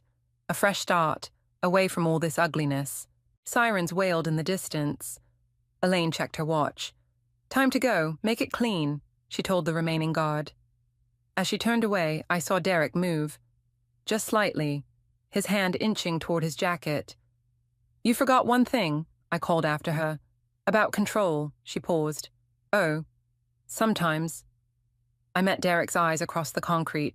You lose it. The shot rang out. Elaine's eyes widened as she looked down at the red stain spreading across her expensive blouse. Derek's hand shook as he lowered the gun. You... she gasped. Goodbye, Mother, Derek whispered, then his hand fell limp. The remaining guard fled as police sirens screamed closer. I crawled to Derek, pressing my hands against his wound. His pulse was weak, fading. Lily, he gasped, tell her, I'm sorry. Tell her yourself, I said, but his eyes were already closing. Blue and red lights flooded the garage. As paramedics rushed in, I watched Elaine's blood mix with her son's on the concrete. The empire she built, the lives she destroyed, all ending here in a parking garage, with the wail of sirens as her requiem. My shoulder throbbed as darkness crept at the edges of my vision. The last thing I saw was Sophie's face appearing above me, her lips forming words I couldn't hear. The hospital lights flickered as I opened my eyes. Sophie sat beside my bed, dark circles under her eyes. 3 days, she said. You've been out for 3 days. My shoulder throbbed with each heartbeat. Derek? Critical condition. They don't know if... She stopped as Marcus burst into the room. They found it, he said, breathless. The real safe, not in the study, in Elaine's private elevator shaft. Everything was there. James's murder, the offshore accounts, decades of blackmail. Elaine? My throat felt like sandpaper. Survived. She's under guard in the secure wing. Sophie's hands clenched. But Luna, there's something else. Something worse. A detective appeared in the doorway, his face grim. Mrs. Brooks, we need to talk about your daughter. My heart monitor spiked. Where's Lily? Gone, Marcus said. Elaine's people moved her before the police arrived. Private jet to Switzerland, just like she threatened. I ripped out my IV, ignoring Sophie's protests. How long until they land? That's the thing, the detective said. The flight plan was fake. The jet diverted to a private airstrip in Mexico. The room spun as I stood. She's running with my daughter. Luna, you can't, Sophie started. Watch me. 6 hours later, I stood in a Mexican villa's courtyard, my shoulder screaming in pain. Marcus had traced Elaine's emergency protocols, finding this safe house. Sophie and local police surrounded the property, but I'd insisted on going in alone. Elaine sat by the pool, looking impossibly composed despite her bandaged wound. Lily played nearby, oblivious to the armed guards watching from the shadows. I wondered when you'd arrive, Elaine said, not looking up from her drink. Always so predictable in your maternal instincts. It's over. I moved closer, each step deliberate. The evidence is public. Derek's testimony when he recovers will bury you. Let her go. Derek, she laughed softly. My greatest disappointment. Did you know he cried the first time I made him sign those documents? Such weakness. Where's his father's weakness when he questioned your methods? Or your sister-in-law's when she threatened to expose you? Necessary sacrifices. Her eyes finally met mine. You never understood, Luna. Family isn't about love. It's about legacy, power, survival. No. I watched Lily splash in the shallow end, her innocent laughter cutting through the tension. Family is what you destroyed to build your empire, what you sacrificed for control, movement in the shadows, guards shifting positions. Elaine's hand moved slightly, a signal. Last chance, she said. Walk away, live. Lily will want for nothing, except her mother's love. Love? She stood, mask finally cracking. Love didn't build Brooks Industries. Love didn't secure our position. Love is a weakness I burned out of this family years ago. Then you failed. I stepped closer, because Derek loved his father enough to finally stop you. And I love Lily enough to die here if I have to. Her hand moved again, another signal, but no guards emerged. Your men won't come, I said. Marcus found your offshore accounts. They've already been paid to stand down. For the first time, fear flickered in her eyes. Impossible. You taught Derek well, about power, control, survival. He gave us access before the shooting. Every account, every failsafe. Lily noticed me then, her face lighting up. Mommy? Don't move, Elaine snapped, but Lily was already running toward me. I caught her with my good arm as police flooded the courtyard. Elaine didn't resist as they approached, her empire crumbling around her. You'll never understand, she called as they led her away. What it takes to build something lasting. I held Lily tighter, breathing in her familiar scent. You're wrong. I understand perfectly. You build it with love, not fear, with truth, not manipulation, with family, not control. As we walked away, Lily chattering about her unexpected vacation, I thought about Derek fighting for his life in that hospital, about James Brooks questioning his wife's methods, about Marcus's sister choosing death over submission. The price of empire was written in their blood.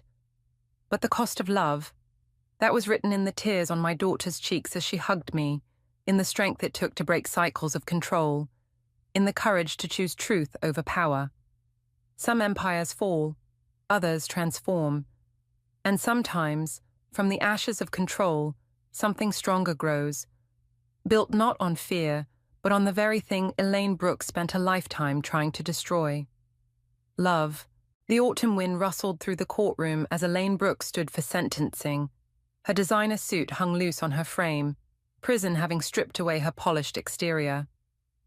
I sat in the back row, watching the woman who'd tried to destroy my life face her own destruction. Before sentencing, the judge said, Mrs. Brooks has requested to address the court. Elaine turned, her eyes finding mine. I built everything to last, she said, her voice carrying that familiar steel. To protect my family from becoming what I was. A nobody from nowhere, fighting for scraps. She paused, something almost human crossing her face. I thought I was making you all stronger. The judge's gavel fell like thunder, pronouncing 25 years.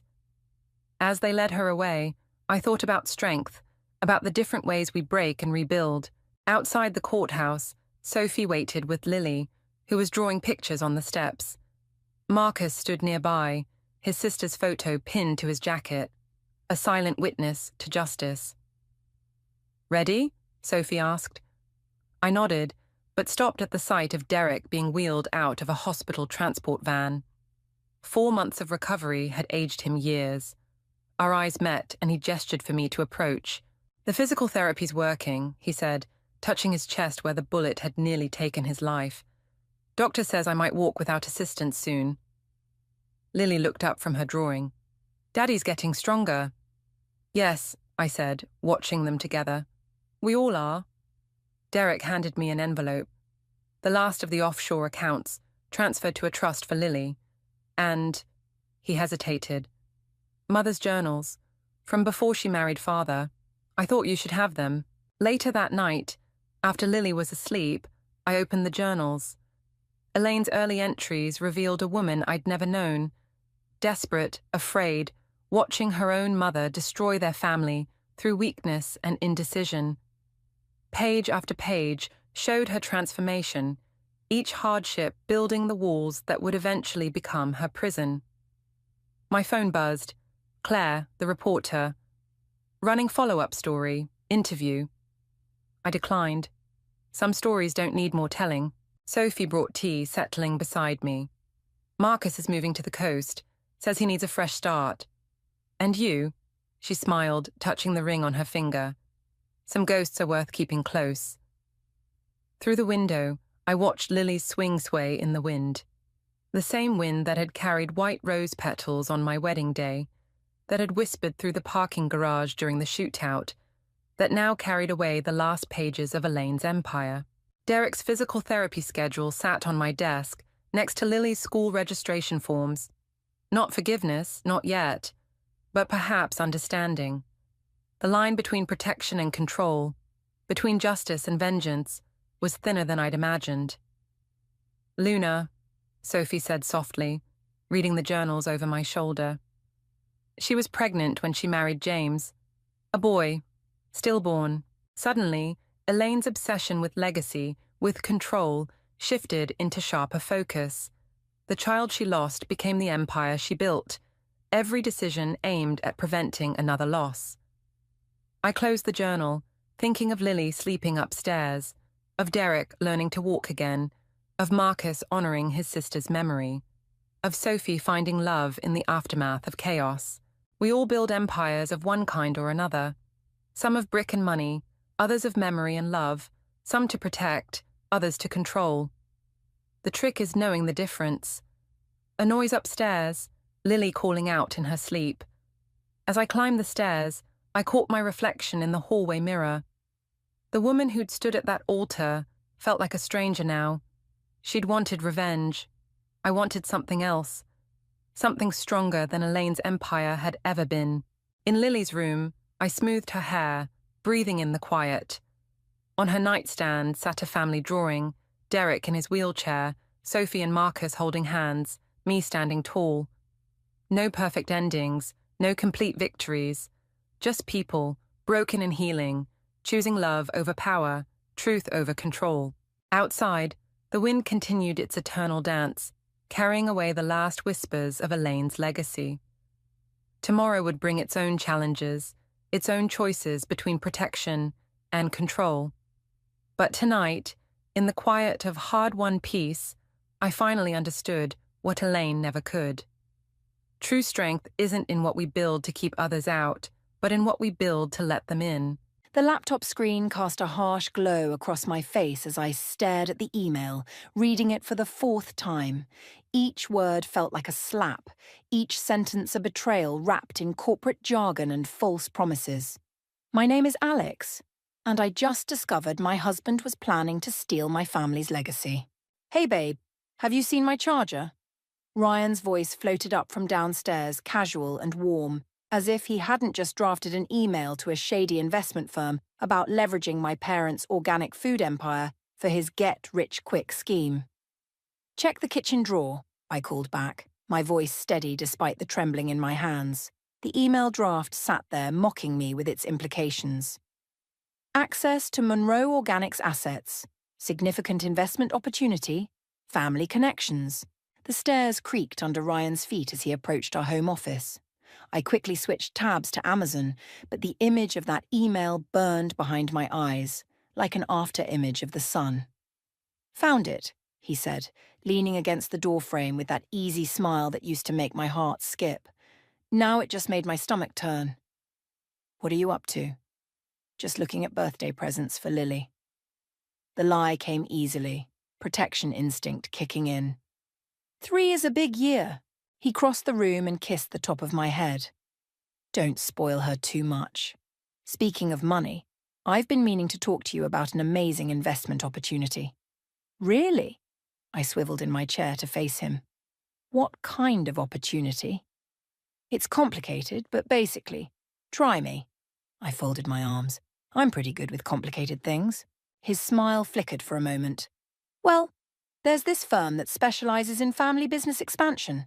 They've got a track record of taking companies like your parents and really maximizing their potential. Maximizing their potential, I repeated. And how exactly would that work? They'd need some collateral, of course, but the returns… Collateral. The word tasted bitter. You mean my parents' company, their life's work? Ryan's expression shifted, that mask of charm cracking just slightly. Alex, you're not looking at the bigger picture here. This could set us up for life. Set Lily up for life. Don't. My voice came out sharp. Don't you dare use our daughter to justify this. Justify what? I'm trying to help our family. I stood up, my chair rolling back against the desk. By going behind my back? By trying to leverage assets that aren't yours to leverage? I was going to discuss it with you. When? Before or after you sent that email sitting in your drafts? The silence that followed was deafening. Ryan's face went through a series of micro-expressions: surprise, guilt, anger, and finally, that carefully constructed calm he wore like armor. You went through my email? That's what you're concerned about? Not the fact that you're plotting to use my family's business as collateral without their knowledge? I was protecting you, he said, his voice taking on that patronizing tone I'd grown to hate. If you knew all the details up front, you'd just worry unnecessarily. A laugh escaped me, harsh and bitter. Protect me? By lying to me? By trying to steal from my family? It's not stealing if it's family, he said, as if it were the most reasonable thing in the world. Your parents have more than enough. They could help us build something of our own. In that moment, looking at his perfectly sincere expression, I realized something that shook me to my core. This wasn't a momentary lapse in judgment. This was who he was, who he'd always been. From downstairs, Lily's voice called out, "Mommy? Daddy?" "Coming, sweetheart," I called back, not breaking eye contact with Ryan. "This conversation isn't over." "Alex, not over." I brushed past him, heading downstairs to our daughter, my mind already racing with plans. I had to protect my family's legacy, but more importantly, I had to protect Lily from the man I'd foolishly married. The man who was about to learn exactly what happens when you try to steal from a Monroe. The crystal wine glasses clinked with forced cheerfulness as Barbara raised her glass. "To family," she announced, her smile not quite reaching her eyes. We sat around my dining room table, Ryan, his parents, Lily in her booster seat, and me, all pretending this was just another Sunday dinner. I took a small sip, the wine bitter on my tongue. 3 days had passed since I'd discovered Ryan's email, and the tension between us stretched like a tripwire across our home. He'd been careful since then, watching me with wary eyes, speaking in measured tones. "Alexandra," George cleared his throat, using my full name like always. "Ryan tells us Monroe Organics is expanding into the West Coast market. We're exploring options," I said carefully, cutting Lily's chicken into smaller pieces. She hummed happily, oblivious to the undercurrents swirling around her. Barbara leaned forward, her jewelry catching the light. "It must be wonderful having such security, such opportunities." "My parents worked hard for everything they built," I replied, my knife scraping against the plate a little too forcefully. "Of course they did, dear. But surely they'd want to share that success with family." Barbara's voice dripped with honey-coated venom. "After all, Ryan's been such a supportive husband." Ryan shifted in his seat. "Mom, it's true," she pressed on. "You've put your own ambitions aside to support Alexandra's teaching career. Such sacrifice deserves recognition." My fork paused halfway to my mouth. Sacrifice? Ryan chose his career path. Nobody forced him to… "What Barbara means," George interrupted, "is that families should support each other in all ways." "Including financially?" The words slipped out before I could stop them. Ryan's hand found my knee under the table, squeezing in warning. I resisted the urge to shake it off. Well, Barbara dabbed her lips with her napkin, when some family members are more fortunate than others, it's only natural to want to help level the playing field. Level the playing field, I repeated, feeling that familiar anger rising. Is that what you call trying to leverage my family's company without their knowledge? The room went still. Even Lily stopped humming, sensing the shift in atmosphere. Alexandra? Ryan's voice was low, dangerous. Not now. Then when? I turned to face him. When you and your parents have finished planning how to best use my family's hard work for your get-rich-quick schemes. Barbara's face flushed red. How dare you? No, how dare you? I cut her off. You sit in my home, eat at my table, and have the audacity to suggest I have some sort of obligation to fund your lifestyle. Mommy? Lily's small voice quivered. Why is everyone mad? The innocent question hit me like a punch to the gut. I forced a smile. Nobody's mad, sweetheart. Why don't you go play with your toys in the living room? Once Lily was out of earshot, George leaned forward. Listen here, young lady. No, you listen, I said, my voice steady despite my racing heart. My parents built their company from nothing. They worked 18-hour days, missed holidays, sacrificed everything. They didn't have wealthy in-laws to bail them out. They did it themselves. And now they have more than they could ever need, Barbara snapped. While you what? Struggle to maintain appearances? Keep up with the country club membership? That's not my problem. Ryan stood abruptly, his chair scraping against the floor. Enough, Mum, Dad. I think it's time you went home. The rest of the evening passed in a blur of tense goodbyes and slammed car doors. Later, as I loaded the dishwasher, Ryan appeared in the kitchen doorway. You embarrassed them, he said quietly. They were just trying to help. I laughed, the sound hollow. Help themselves, you mean? They're family, Alex. No. I shut the dishwasher with more force than necessary. They're your family, and they're using you to get to mine. He ran a hand through his hair, frustration evident. You don't understand. I understand perfectly. The question is, do you understand what you're risking? What you're willing to lose? I left him standing there, heading upstairs to check on Lily. As I watched her sleeping peacefully, I made a decision. Tomorrow I'd call Jessica. It was time to start making plans of my own. The bank statement trembled in my hands as I sat in Jessica's kitchen. Each transaction told its own story of betrayal. Country club dues, luxury car payments, designer boutiques, all flowing from our joint account to the Thompsons' lifestyle. $12,000 in 3 months, Jessica whispered, looking over my shoulder. To his parents.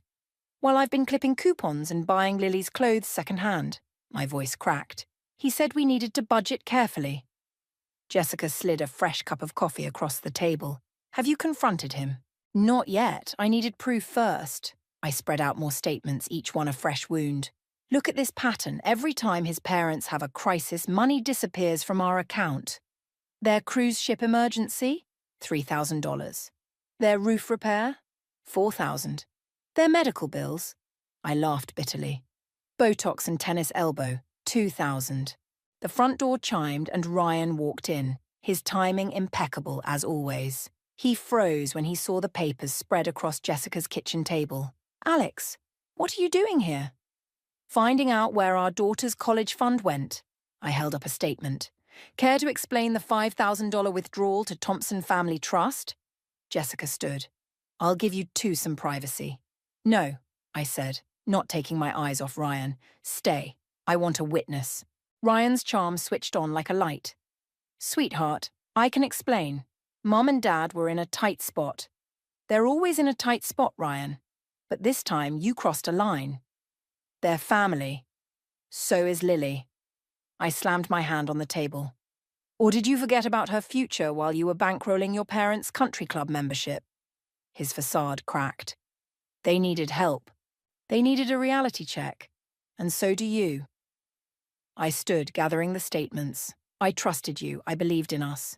But you've been stealing from our family since day one. It wasn't stealing. I was going to pay it back once the investment came through. What investment? Jessica interjected. Ryan shot her a venomous look. This is between me and my wife. Not anymore, I said. Not when you're destroying our daughter's future to maintain your parents' champagne lifestyle. You don't understand the pressure I'm under. His voice rose. They gave up everything for me, sacrificed everything. So now you're sacrificing our family to repay them? I stepped closer. Tell me, Ryan, was that the plan all along? Marry into money and slowly bleed us dry? His silence was deafening. Oh my God, Jessica breathed. It was, wasn't it? Alex, Ryan reached for me, but I stepped back. Baby, please, we can work this out. I'll pay it all back. With what money? I pulled out my phone, showing him our account balance. We're overdrawn. Again. Because you sent another 2,000 to your mother yesterday. His face paled. How did you... I finally did what I should have done years ago. I started paying attention. I gathered my things, hands steady despite the storm inside me. The account's frozen now. I've moved my salary to a private account. You want to support your parents? Do it with your own money. You can't do this to me, he growled, mask finally slipping completely. To them, we're family. Family doesn't steal from family, I cut him off. Family doesn't lie and manipulate and destroy their child's future for their own gain. I headed for the door, then turned back. Oh, and Ryan. I've hired a forensic accountant. They're going through everything, every account, every transaction, every investment opportunity you've explored using my family's name. The colour drained from his face. Alex, wait. I'm done waiting. I looked at Jessica. Can Lily and I stay with you for a few days? She nodded, keys already in hand. As we left, Ryan called after me. You'll regret this, Alex. You need me. I didn't look back. In my pocket, my phone buzzed with an incoming email, the preliminary findings from the accountant. Something told me we'd barely scratched the surface of Ryan's deception, but for the first time in months, I felt something besides anger and betrayal. I felt powerful. Jessica's guest room felt like a sanctuary and a prison. 3 days had passed since I'd confronted Ryan, and my phone buzzed constantly with messages I couldn't bring myself to read. Lily's small suitcase sat in the corner, her favourite stuffed giraffe peeking out, a reminder of everything at stake. The forensic accountant's report lay open on the bed, each page more damning than the last. I traced the numbers with my finger, following the web of deceit that had been woven around me. A soft knock at the door. Alex? Jessica entered with 2 cups of tea. Lily's finally asleep. She keeps asking when she can go home. My throat tightened. What did you tell her? That we're having a special sleepover. She handed me a cup. The accountant called again. I know. I gestured to the papers. Ryan didn't just take from our account. He's been forging my signature on loan applications. Jessica sat beside me, scanning the documents. How much? Almost $500,000. The words felt like ash in my mouth, using my stake in Monroe Organics as collateral.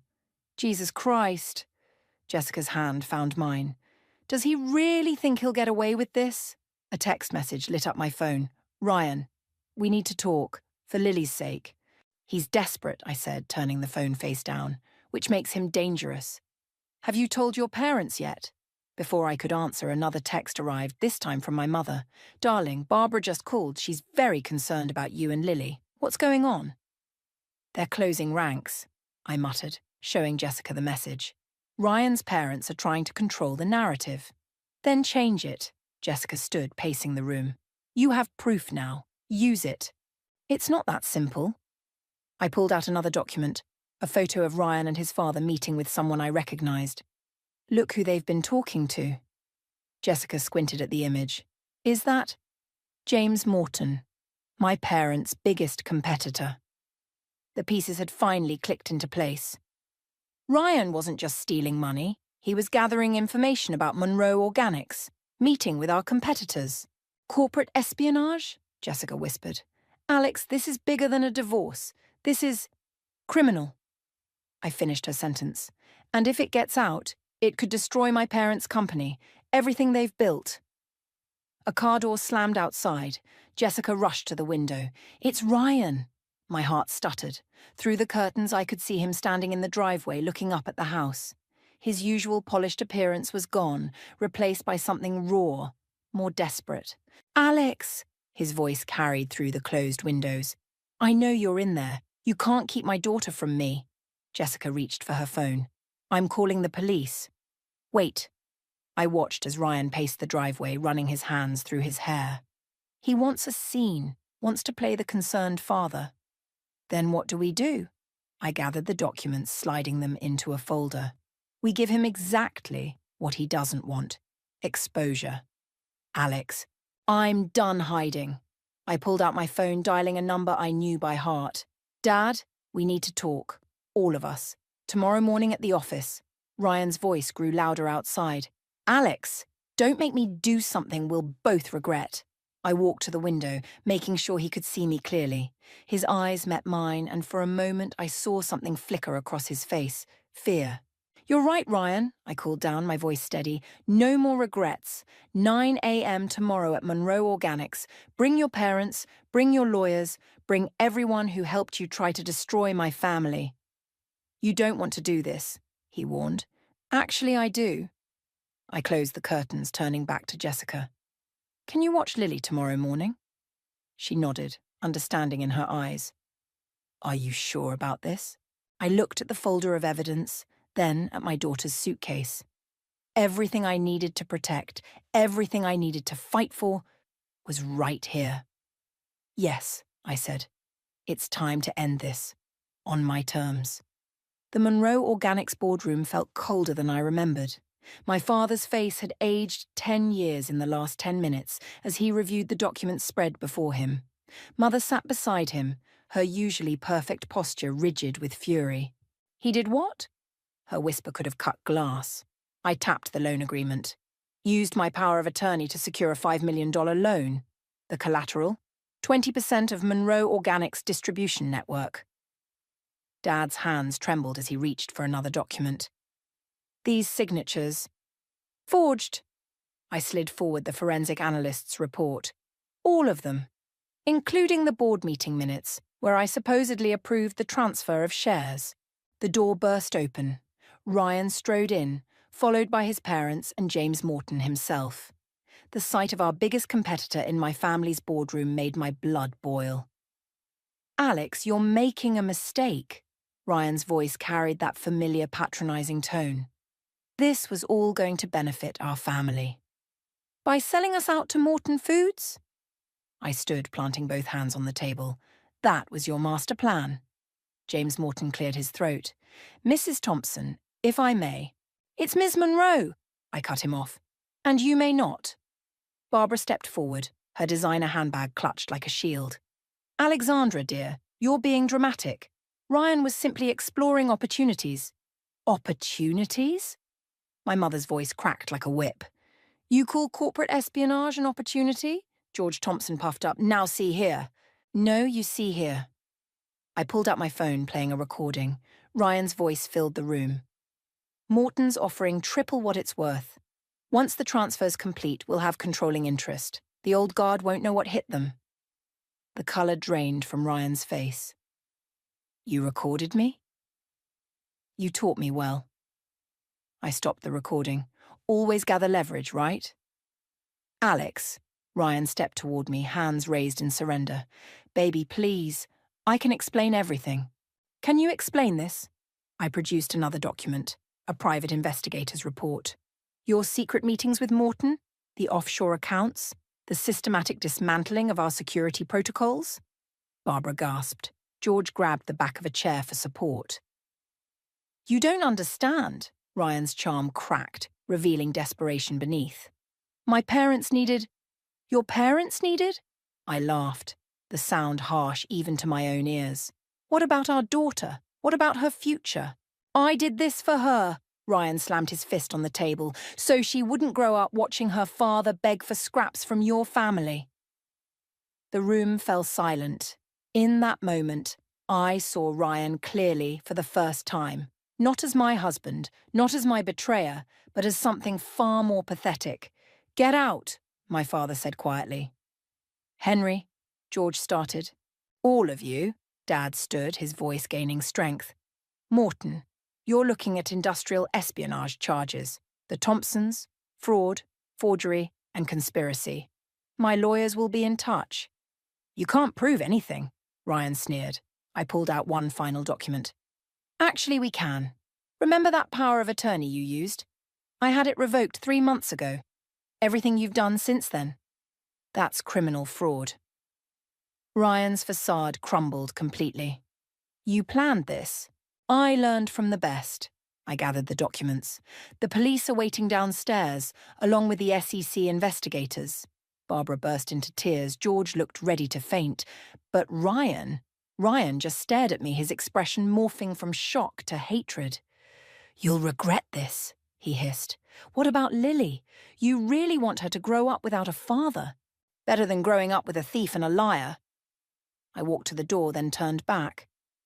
Oh, and Ryan? The prenup you thought was ironclad. Check the date on your forged power of attorney. You invalidated it yourself. As security led them away, I watched from the boardroom window. My parents stood beside me, their presence solid and reassuring. What now? Mother asked softly. I thought of Lily, safe with Jessica, and of the future I needed to protect for her. Now, I straightened my spine, now we rebuild and make sure nothing like this ever happens again. The elevator doors closed on Ryan's face, and with them the last remnants of the life I thought I'd had. It hurt, but it was a clean hurt, like setting a broken bone. Time to heal. The courthouse bathroom mirror reflected a woman I barely recognized. 3 weeks had passed since Ryan's arrest, and the media circus hadn't stopped. Every local paper carried the same headlines. Monroe Organics heir in corporate espionage scandal, or family business betrayal rocks local industry.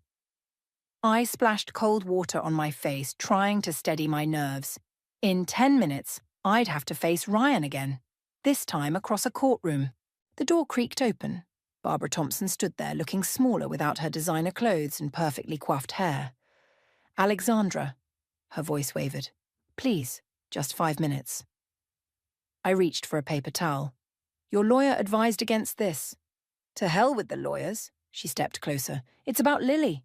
My hand froze. What about her? Ryan's filing for full custody. Barbara's words hit like bullets. He says you're unstable, that your vendetta against him proves you're unfit. The paper towel crumpled in my fist. He wouldn't dare. He has witness statements, from your neighbours, from other parents at Lily's daycare. She pulled out a folder. They'll testify about your erratic behaviour these past months. The late-night arguments, the police visits. My legs weakened. I gripped the sink. Those were because of him. It doesn't matter, he's painting you as obsessed, paranoid. Barbara's eyes met mine in the mirror. Drop the charges, Alexandra, for Lily's sake. Is that a threat? It's a mother trying to protect her grandchild. She set the folder on the counter. Read it, then decide if revenge is worth losing your daughter. She left me there, staring at my reflection as her words sank in. The folder felt heavy in my hands as I opened it. Each page was worse than the last, carefully crafted statements that twisted every protective action I'd taken into something sinister. My phone buzzed. Jessica. Where are you? Court starts in 2 minutes. I couldn't move. Everything I'd done to protect Lily could now be used to take her away. The justice I'd sought had become a weapon against me. The courtroom doors loomed ahead as I finally forced myself to walk. Inside, Ryan sat with his legal team, looking polished and concerned, every inch the wronged husband and father. All rise. As the judge entered, Ryan caught my eye. The ghost of a smile played at his lips, and I realised with crushing clarity this had been his plan all along. He'd known I'd fight back, known I'd expose him. He'd counted on it. Your Honour, his lawyer stood. Before we proceed, we'd like to file an emergency motion regarding custody of the minor child. The words washed over me as panic set in. I'd been so focused on protecting my family's legacy, I'd handed Ryan the ammunition to take what mattered most. My lawyer touched my arm. Alex, they're asking for an immediate temporary order. We need to respond. I looked around the courtroom. At Ryan's smug confidence, at Barbara's carefully crafted distress, at the reporters scribbling in their notebooks. The walls seemed to close in. Ms. Monroe? The judge's voice cut through my haze. Do you have a response to these allegations? I stood on shaking legs, feeling the weight of every eye in the room. One wrong word could cost me everything. The revenge I'd thought would protect my daughter could now tear her away from me. Your Honor, My voice cracked. Ryan leaned forward, that familiar concerned expression perfectly in place. It's okay, Alex. We just want what's best for Lily. In that moment, I understood the true cost of revenge. It wasn't measured in dollars or reputation. It was measured in the possibility of losing the one person I'd fought so hard to protect. The judge waited expectantly. My lawyer tensed beside me. And somewhere across town, my daughter played in Jessica's living room, unaware that her whole world hung in the balance of what I said next. The taste of victory had turned to ash in my mouth. Now I had to decide, continue the fight and risk losing Lily, or surrender and let Ryan win again. Some choices feel like drowning either way. The judge's chambers felt suffocating, despite the high ceilings and mahogany panels. Ryan sat across from me, his lawyer whispering in his ear. Barbara and George huddled in the corner, their usual confidence replaced by something more brittle. Before we proceed with the custody hearing, Judge Martinez said, there's new evidence that's come to light. My lawyer placed a USB drive on the desk. Your Honor, we've received this from an unexpected source. Barbara's sharp intake of breath drew my attention. She wouldn't meet my eyes. Mrs. Thompson, the judge addressed Barbara. You requested this meeting. Would you like to explain? Ryan's head snapped toward his mother. Mom? Barbara's hands trembled as she stood. I can't do this anymore. She pulled out a stack of papers. These are the original documents, the ones Ryan asked us to destroy. Mother, shut up. Ryan's charm evaporated like morning dew. No. Barbara's voice strengthened. I watched you destroy Alexandra's family the same way you destroyed ours. I won't let you take Lily too. The judge reviewed the documents while Ryan's face darkened. These show a pattern of premeditated fraud dating back 5 years. Before the marriage. It was his father's idea, Barbara continued, tears streaming. We were desperate. The medical bills, the gambling debts. George thought if Ryan could marry into the Monroe family. You told me we had no choice, George erupted. That we'd lose everything. Enough! Ryan slammed his hands on the table. You're ruining everything. I sat frozen watching the family implode. All this time I'd thought Ryan was the mastermind, but he'd been a puppet too, dancing to his parents' desperate tune. Your Honor, Ryan's lawyer attempted damage control. These documents are authenticated, my lawyer interrupted. The USB contains emails between the Thompsons and James Morton, outlining their entire plan. Mrs. Thompson provided them. Ryan lunged toward his mother. You stupid. Mr. Thompson, the judge's voice cracked like thunder. Control yourself or I'll have you removed. I found my voice. Why now, Barbara? She wiped her eyes, looking suddenly old. Because I saw myself in you. A mother who'd do anything to protect her child. What we did. What we pushed Ryan to do. It has to stop. This changes nothing, Ryan snarled. I'll still get custody. Alex is unstable, vindictive. No, Barbara cut him off. You won't. Because I'm testifying about how you planned this custody battle. How you orchestrated those witness statements. How you threatened them. The room spun. All my careful plans for revenge hadn't brought Ryan down. His own mother had. Your Honor, I said quietly. I don't want revenge anymore. I just want my daughter safe. The judge nodded. Given this new evidence, the custody hearing is suspended. Mr. Thompson, you're remanded into custody pending additional criminal charges.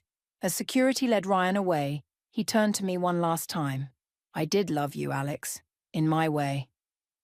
Your way wasn't love, I replied. It was ownership. Barbara approached me after Ryan left, George trailing behind like a shadow. Alexandra, I know we don't deserve forgiveness. You're right, you don't. I gathered my things. But Lily deserves to know her grandparents, even flawed ones.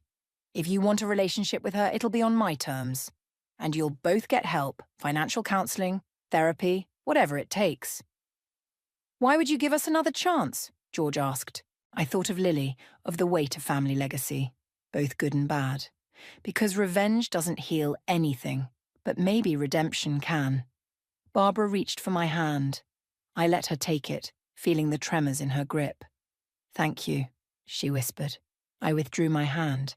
Don't thank me yet. Proving yourselves trustworthy will take time. Are you ready for that? They nodded, and in their eyes, I saw something I recognized, the desperate need to rebuild from ruins. I'd been there myself, not so long ago. Sometimes the greatest revenge isn't destruction, it's resurrection. The Monroe Organics boardroom looked different in the morning light. Gone were the shadows of betrayal and secrets, replaced by stacks of documents and fresh coffee. My mother sat beside me, reviewing the final settlement papers. Are you sure about this? She tapped the section outlining Barbara and George's role in the company's new community outreach program. I watched Lily through the glass walls, sitting at Jessica's desk in the outer office, drawing pictures with the determined focus only a 3-year-old could muster. They need structure, I said. Purpose, something beyond appearances and status. And you trust them. I trust that they want to know their granddaughter. I signed another document. The rest will take time. The door opened and Barbara entered, looking almost unrecognizable in business casual rather than her usual designer wear. The first financial literacy workshop has 10 families signed up. Good. I pushed a folder toward her. These are their stories. Read them. Remember them. They're not just numbers on a spreadsheet. She nodded, clutching the folder like a lifeline. George started therapy yesterday. And you? Tomorrow. She glanced at Lily through the glass. I want to be better. For her. For myself. My mother stood, gathering her papers. I'll file these with legal. Barbara, don't forget the budget meeting at 2. After she left, Barbara's composure cracked slightly. Ryan's sentencing is next week. I know. He's asking to see Lily one last time. The old anger flickered, but it felt distant now, like a storm on the horizon rather than a hurricane in my chest. That's not happening. I understand. Barbara moved toward the door, then paused. Alexandra, thank you. Not for forgiving us, but for showing us another way. After she left, I walked to my father's old office. It remained untouched since his death 2 years ago, just before I met Ryan.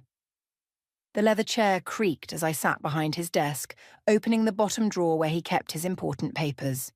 The envelope was there, just as Mum had said, my name written in his familiar scrawl. Dear Alex, it began, if you're reading this, you've finally taken your place at Monroe Organics. Not because you were forced to, but because you chose to. You've always understood that true strength isn't in what we own, but in how we rebuild what's broken. Lily's laughter drifted through the halls, followed by Jessica's playful voice. Through the office window, I could see Barbara in the conference room, earnestly explaining budgets to a group of community members. In the parking lot, George arrived for his afternoon shift at the food bank we'd established. My phone buzzed with a text from Ryan's lawyer. Client requesting meeting before sentencing. Your response? I thought of the man I'd married, of the revenge I'd sought, of the justice I'd found instead. The letter in my hands held one final paragraph.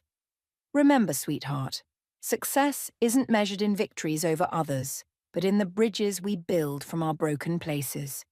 Your mother and I built this company not to create an empire, but to leave something meaningful behind.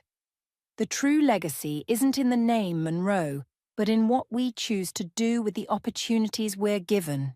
I texted back, no meeting, but tell him I'll send updates about Lily, not because he deserves them, but because someday she might want to know her own story. Standing at the window, I watched the sunset paint the city in shades of possibility. The company logo caught the light. Monroe Organics, growing better futures. Dad's slogan, but it meant something different now. Jessica appeared in the doorway. Ready to go? Lily's hungry. Just 1 minute. I folded Dad's letter but didn't put it back in the drawer. Some words needed to be kept closer to the heart. The office hummed with purpose as we left. Not just a business anymore, but a testament to what could grow from the ashes of betrayal. Not quite forgiveness, not quite revenge, but something more complex and true. Sometimes the best revenge isn't in destroying what hurt you, but in building something they never thought you could. I stood in my driveway, keys dangling from my fingertips, staring at the unfamiliar Mercedes taking up half my garage space. 2 matching leather suitcases sat neatly by the front door, their presence as unwelcome as a funeral invitation. I'm Marley, and this was the moment my carefully balanced life began its spectacular nosedive. Surprise! Linda's voice carried through the open door, sweet as artificial sweetener. We thought it was time for an extended visit. My stomach clenched. Extended. Such a carefully chosen word. I stepped inside to find my husband Greg performing his best impression of a guilty teenager, hands shoved deep in his pockets, shoulders hunched. Behind him, his father Derek stood ramrod straight in my living room, already eyeing the family photos on the wall like they offended his military sensibilities. How unexpected, I managed, my voice steady despite the rage building in my chest. Greg didn't mention you were coming. Sometimes the best surprises come unannounced, Derek said, his voice carrying that familiar note of authority that always made Greg shrink 2 inches shorter. Besides, we thought it was time to assess the situation. The situation. My mother, Ella, who'd been living with us since Dad died, appeared in the hallway. Her face went pale at the sight of Derek and Linda. She clutched her cardigan closer, a gesture I'd seen 1,000 times when she felt threatened. I need to check on dinner, she murmured, retreating to the kitchen like a shadow.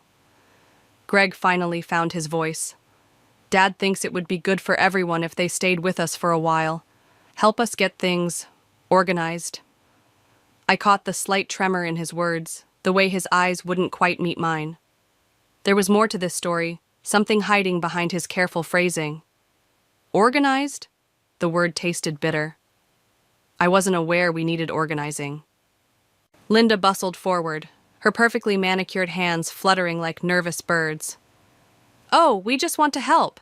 And with Ella here, we thought you could use the extra support. The implication hung in the air like smoke. I watched Derek's jaw tighten at the mention of my mother's name. He'd never approved of her moving in, had made that crystal clear at every family gathering. The guest room isn't prepared, I said, knowing full well it was currently storing my mother's belongings that wouldn't fit in her room. No matter, Derek replied, already moving toward the stairs. We can sort that out.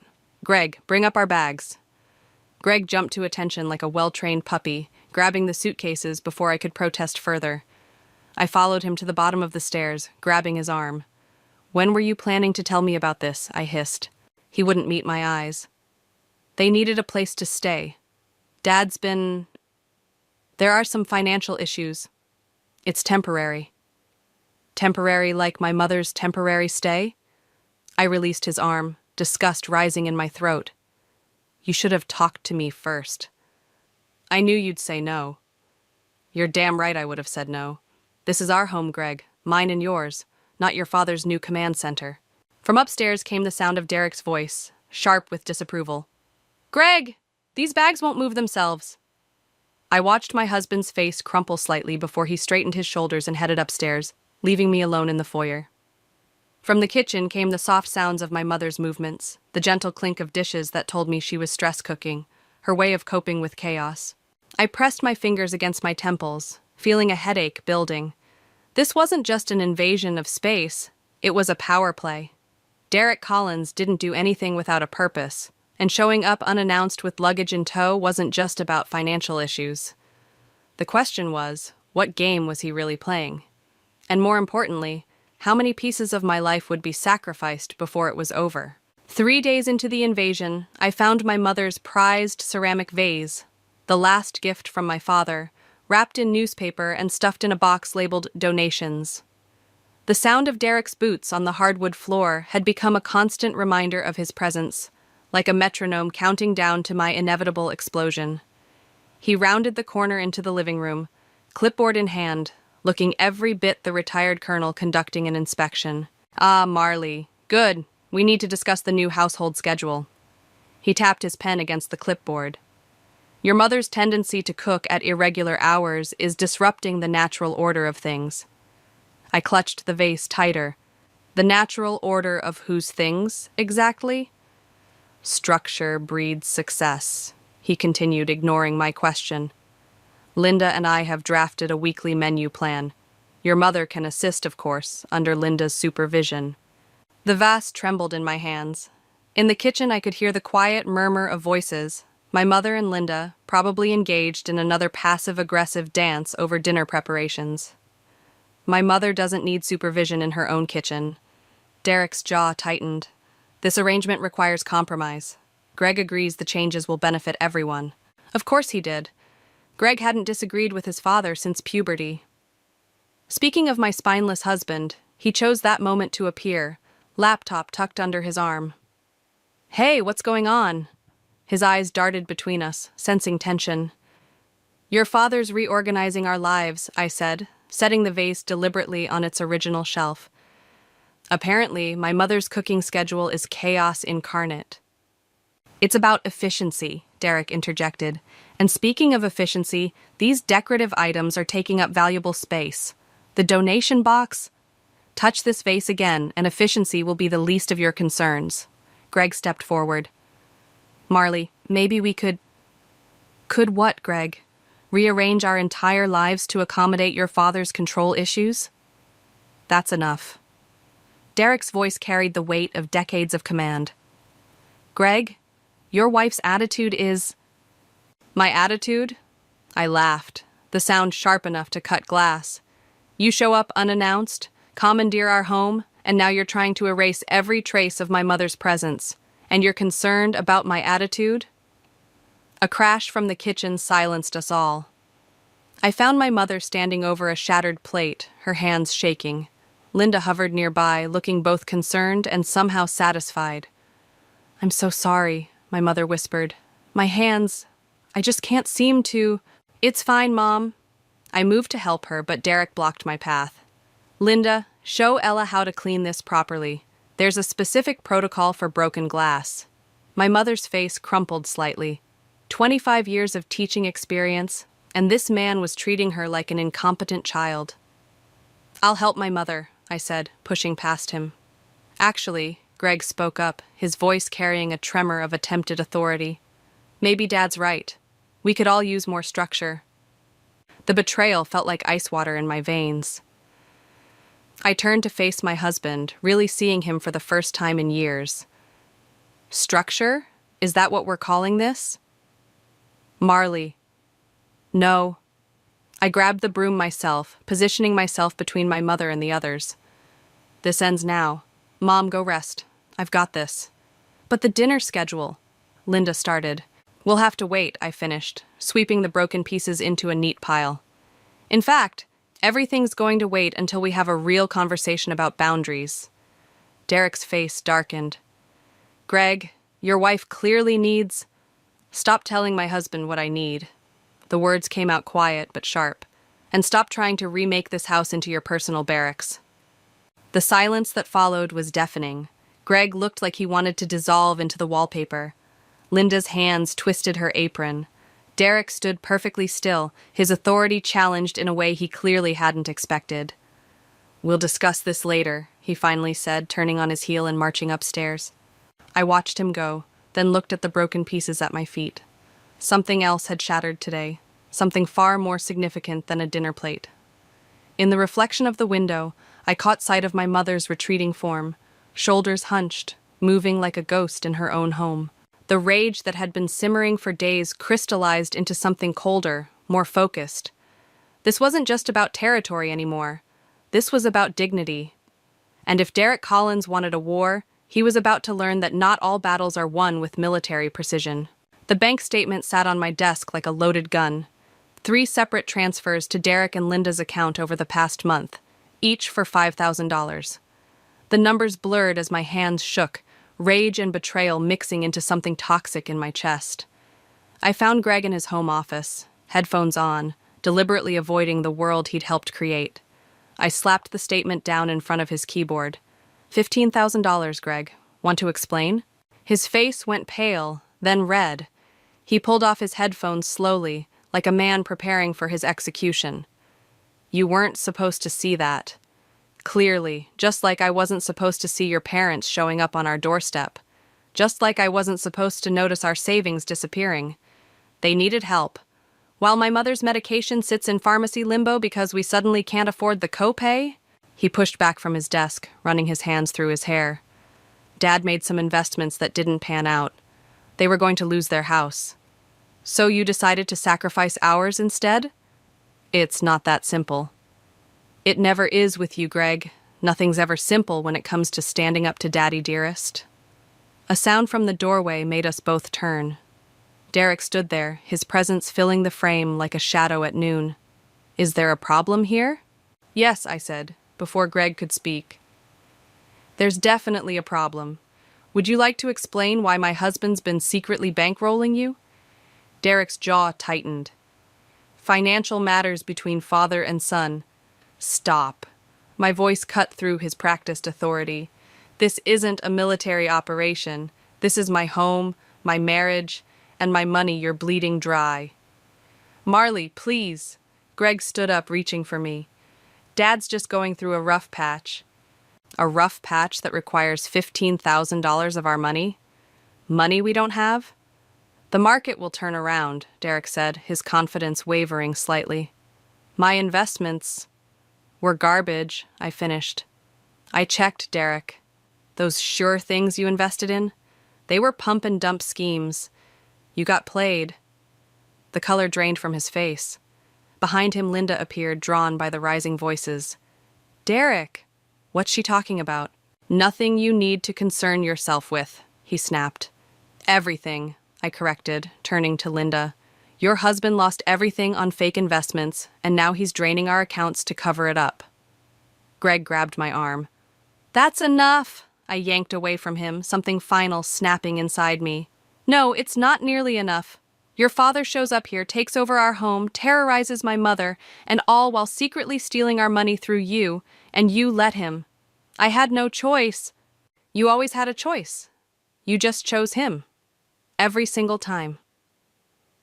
Derek stepped forward, authority crackling around him like static. You're being hysterical. And you're being a fraud, I shot back. A fraud who's been living off his son's weakness because he can't admit he failed. The slap of Derek's hand on the desk made everyone jump. You will not speak to me that way in your what? I stepped closer, matching his intensity. Your house? Your command?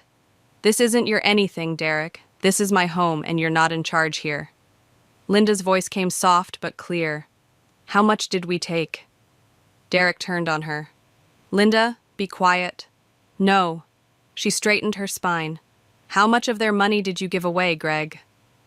Greg looked at his father, then at me, trapped between loyalties. Almost everything, he whispered. The savings, most of our emergency fund. The silence that followed felt like glass about to shatter. I looked at my husband, really looked at him, and saw a stranger wearing familiar skin. Pack your things, I said quietly. Marley, all of you, pack your things. You have until tomorrow. You can't just, Derek started. I can, I will. And if you're not gone by tomorrow, I'll make sure everyone knows exactly what happened to the great Colonel Collins' retirement fund. I'm sure your military buddies would love to hear that story. I turned and walked out, leaving them in Greg's office.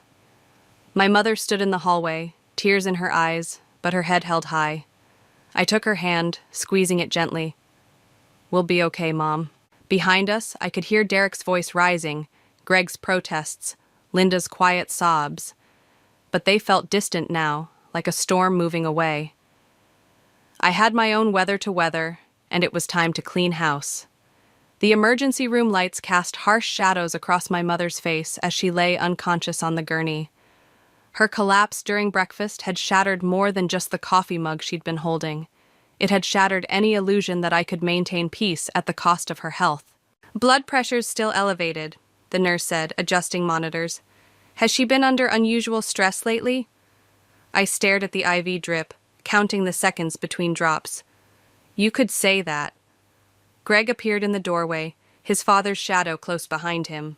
My hands clenched into fists at my sides. How is she? Greg asked, keeping his distance. Like you care. The words came out sharp enough to draw blood. Where were you when she was having anxiety attacks over your father's daily inspections? When she stopped eating because Linda kept criticizing her cooking? Derek stepped forward. Now, see here. Get out! My voice was low, dangerous. Both of you. She's my mother-in-law, Derek said, as if that gave him some claim. As the head of the family, a laugh escaped me, bitter as medicine. Head of the family? You can't even head yourself to the door without destroying everything in your path. The nurse looked between us, sensing the tension. Perhaps we should keep things calm for the patient's sake. I moved closer to my mother's bed, positioning myself between her and them. They were just leaving. Greg took a half step forward. Marley, please, we can work this out. Like we worked out the finances? Or maybe like we worked out your parents moving in without consulting me? I pulled out my phone, showing him the screen. Or perhaps like we worked out this email I found, where your father demanded you transfer more money last week. The color drained from Greg's face. Behind him, Derek went still. That was a private conversation, Derek said. Private like the conversation we should have had before you bankrupted us? I turned to Greg.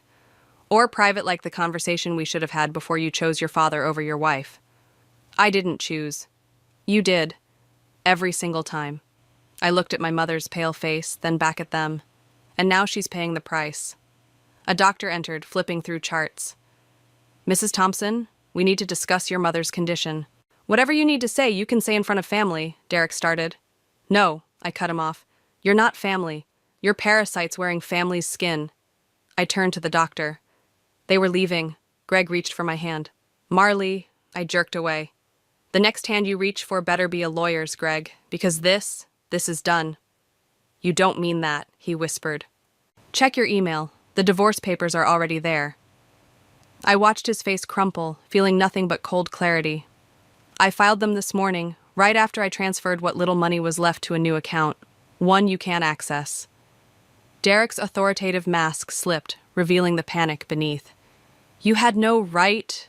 I had every right, just like I had every right to send copies of your investment schemes to your military pension board. I smiled, and it felt like baring teeth. They seemed very interested in your financial activities. The monitor tracking my mother's heartbeat beeped steadily, the only sound in the sudden silence. Greg looked destroyed, Derek looked dangerous, and I felt more alive than I had in months. You'll regret this, Derek said, his voice thick with threat. No, I won't. But you will. I turned my back on them, taking my mother's hand. Now get out before I call security and tell them exactly why my mother's in this bed. Their footsteps retreated, leaving behind the antiseptic smell of hospital air and the weight of decisions that couldn't be unmade. The doctor waited until they were gone before speaking. Your mother's condition is stress-induced, but there might be underlying factors we need to address. I nodded, watching my mother's chest rise and fall. Each breath seemed like an accusation against my previous inaction, against every time I'd chosen peace over protection. Whatever she needs, I said. I'm done letting other people decide what's best for my family. The doctor made notes in her chart, and I sat in the hard plastic chair, planning our next moves. The house would need to be sold. Derek and Greg had seen to that with their financial drain, but maybe that was fitting.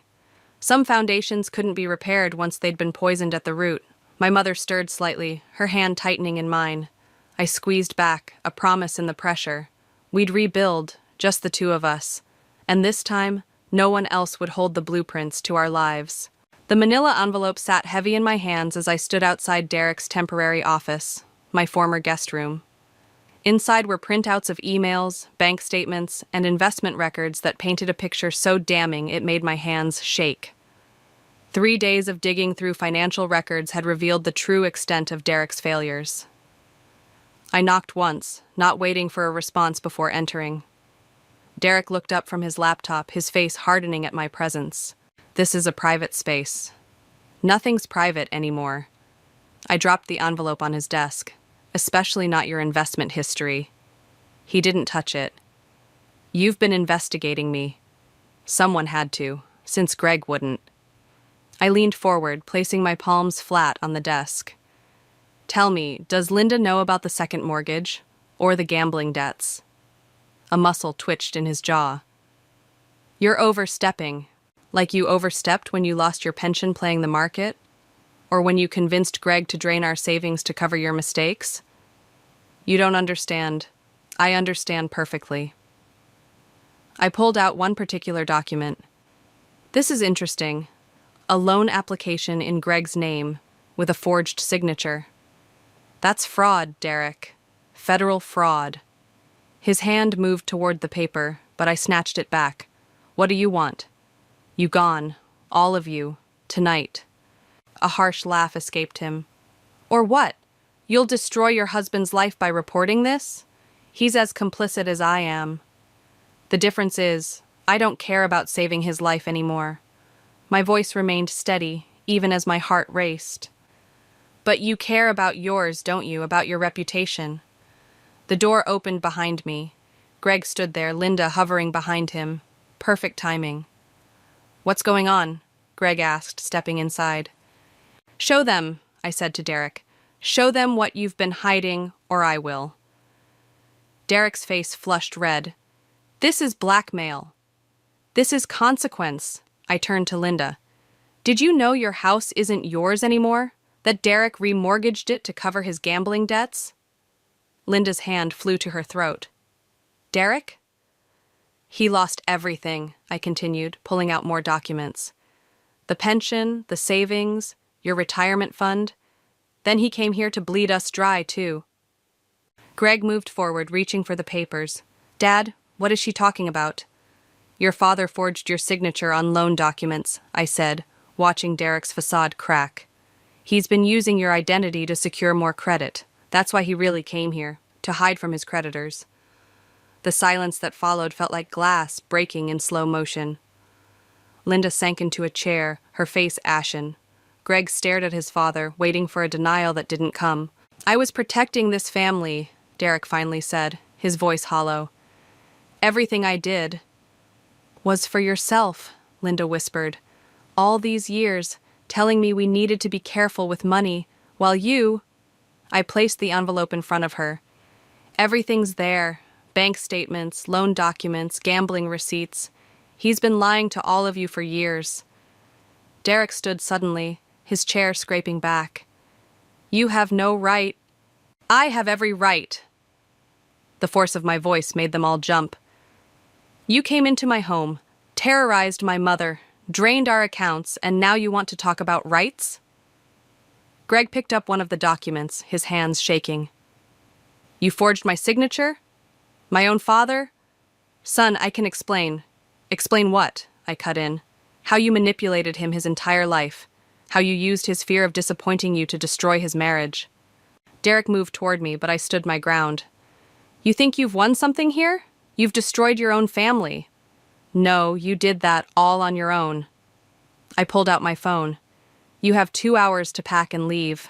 After that, these documents go to the FBI's Financial Crimes Division. I'm sure they'd love to hear about a retired colonel's fraud scheme. You wouldn't dare... Try me. I turned to Greg and Linda. You can go with him, or you can stay and face what he's done. Your choice.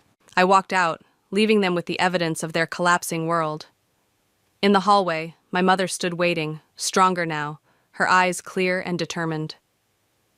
Are you sure about this? She asked softly. I took her hand, feeling the strength in her grip. Some cancers need to be cut out completely, even if it leaves a scar. The sound of raised voices filtered through the door behind us, Derek's authority crumbling, Linda's sobs, Greg's accusations. The house of cards was finally falling, and I had knocked down the first domino. Now we would see who remained standing in the wreckage. 2 hours passed like a death sentence. I sat in the kitchen, watching the clock tick down while chaos erupted upstairs, drawers slamming, voices rising and falling like a tide of accusations. My mother's hand rested on my shoulder, steady despite everything. The first police car arrived exactly when I'd planned. "You actually did it," Greg said from the doorway, his voice hollow. "You called them." "No." I stood, straightening my spine. "Your father's creditors did. Amazing how quickly they move when they learn where to find him." A second patrol car pulled up. Through the window, I watched Derek emerge from the house, his military bearing crumbling as officers approached. Linda followed, clutching her purse like a shield. "He's still my father," Greg whispered, "and she's still my mother." I gestured to Ella, who hadn't left my side. "The difference is, I chose to protect mine." The doorbell rang. Greg moved to answer it, but I stopped him. "They're here for you too." His face went pale. "What?" "Your signature is on those loan documents, forged or not. You're complicit." The words tasted like ash. "I tried to warn you. You're destroying everything." "No." My fist slammed the counter. "You destroyed everything when you chose him over us, when you let him drain our accounts, terrorize my mother, and steal our future." The doorbell rang again, more insistent. "Mrs. Thompson," a voice called. "Federal agents, we need to speak with Gregory Thompson." Greg's eyes darted between me and the door like a trapped animal. "Marley, please, we can fix this." "Some things can't be fixed." I moved toward the door. "Some things can only be burned down and rebuilt." What happened next seemed to unfold in slow motion. Greg lunged for the back door just as federal agents entered through the front. Derek's voice boomed from outside, demanding to speak to his son. Linda's sobs carried through the open windows. I watched them lead Greg away in handcuffs, his head bowed, finally free of his father's shadow, but bound by its consequences. Derek was already in the back of a patrol car, his authority stripped away with his freedom. "You didn't tell me about Greg," my mother said softly. "I couldn't." My voice cracked. "If I had, you would have asked me to show mercy, and I couldn't afford mercy anymore." Linda appeared in the doorway, tears streaming down her face. "How could you do this to your own family?" "Family?" I laughed, the sound sharp as broken glass. "Family doesn't steal from each other. Family doesn't force someone into the hospital with stress. Family doesn't forge signatures or gamble away futures. They'll go to prison. They should have thought of that before they committed fraud." She stepped closer, desperation in her eyes. "Greg was just trying to help his father." "And who was trying to help us?" I gestured around the kitchen, where bills lay scattered like fallen leaves. Who was thinking about my mother when Derek was terrorizing her? Who was considering our future when they were draining our accounts?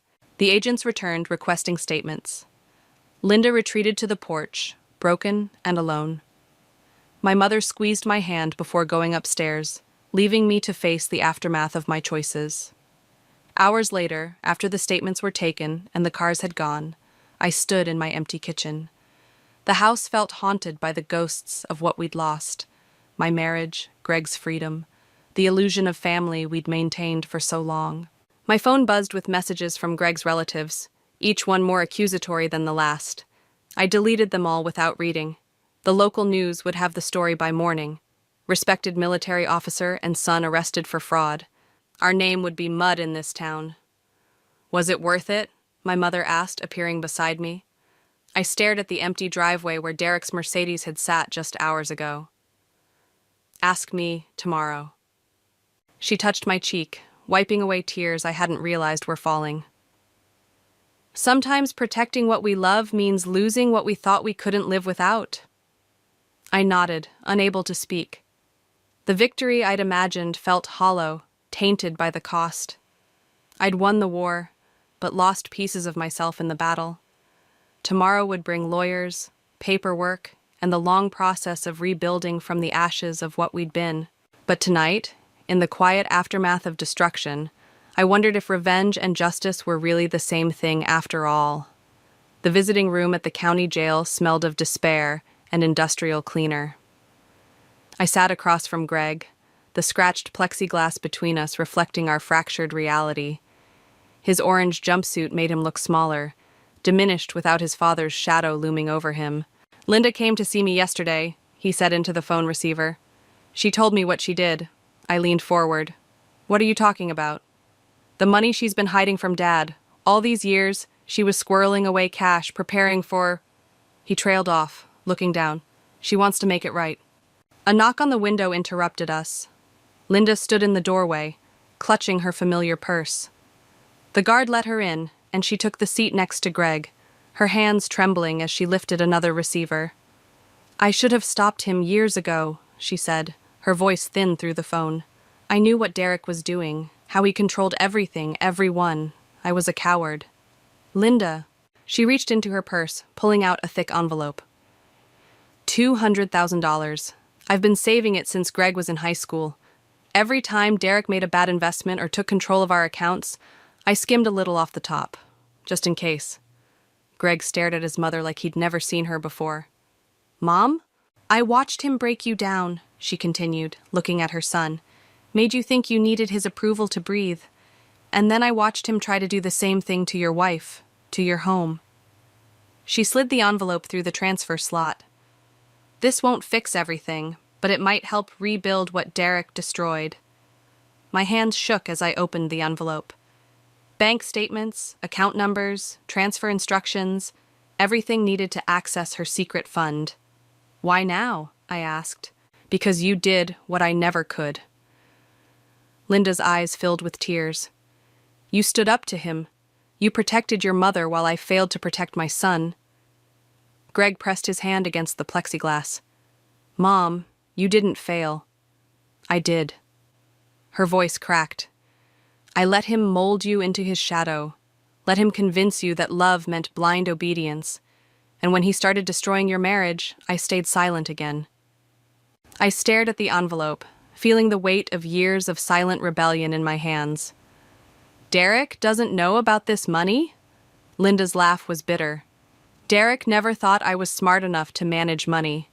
Never questioned why I insisted on keeping my nursing job part-time, even after retirement.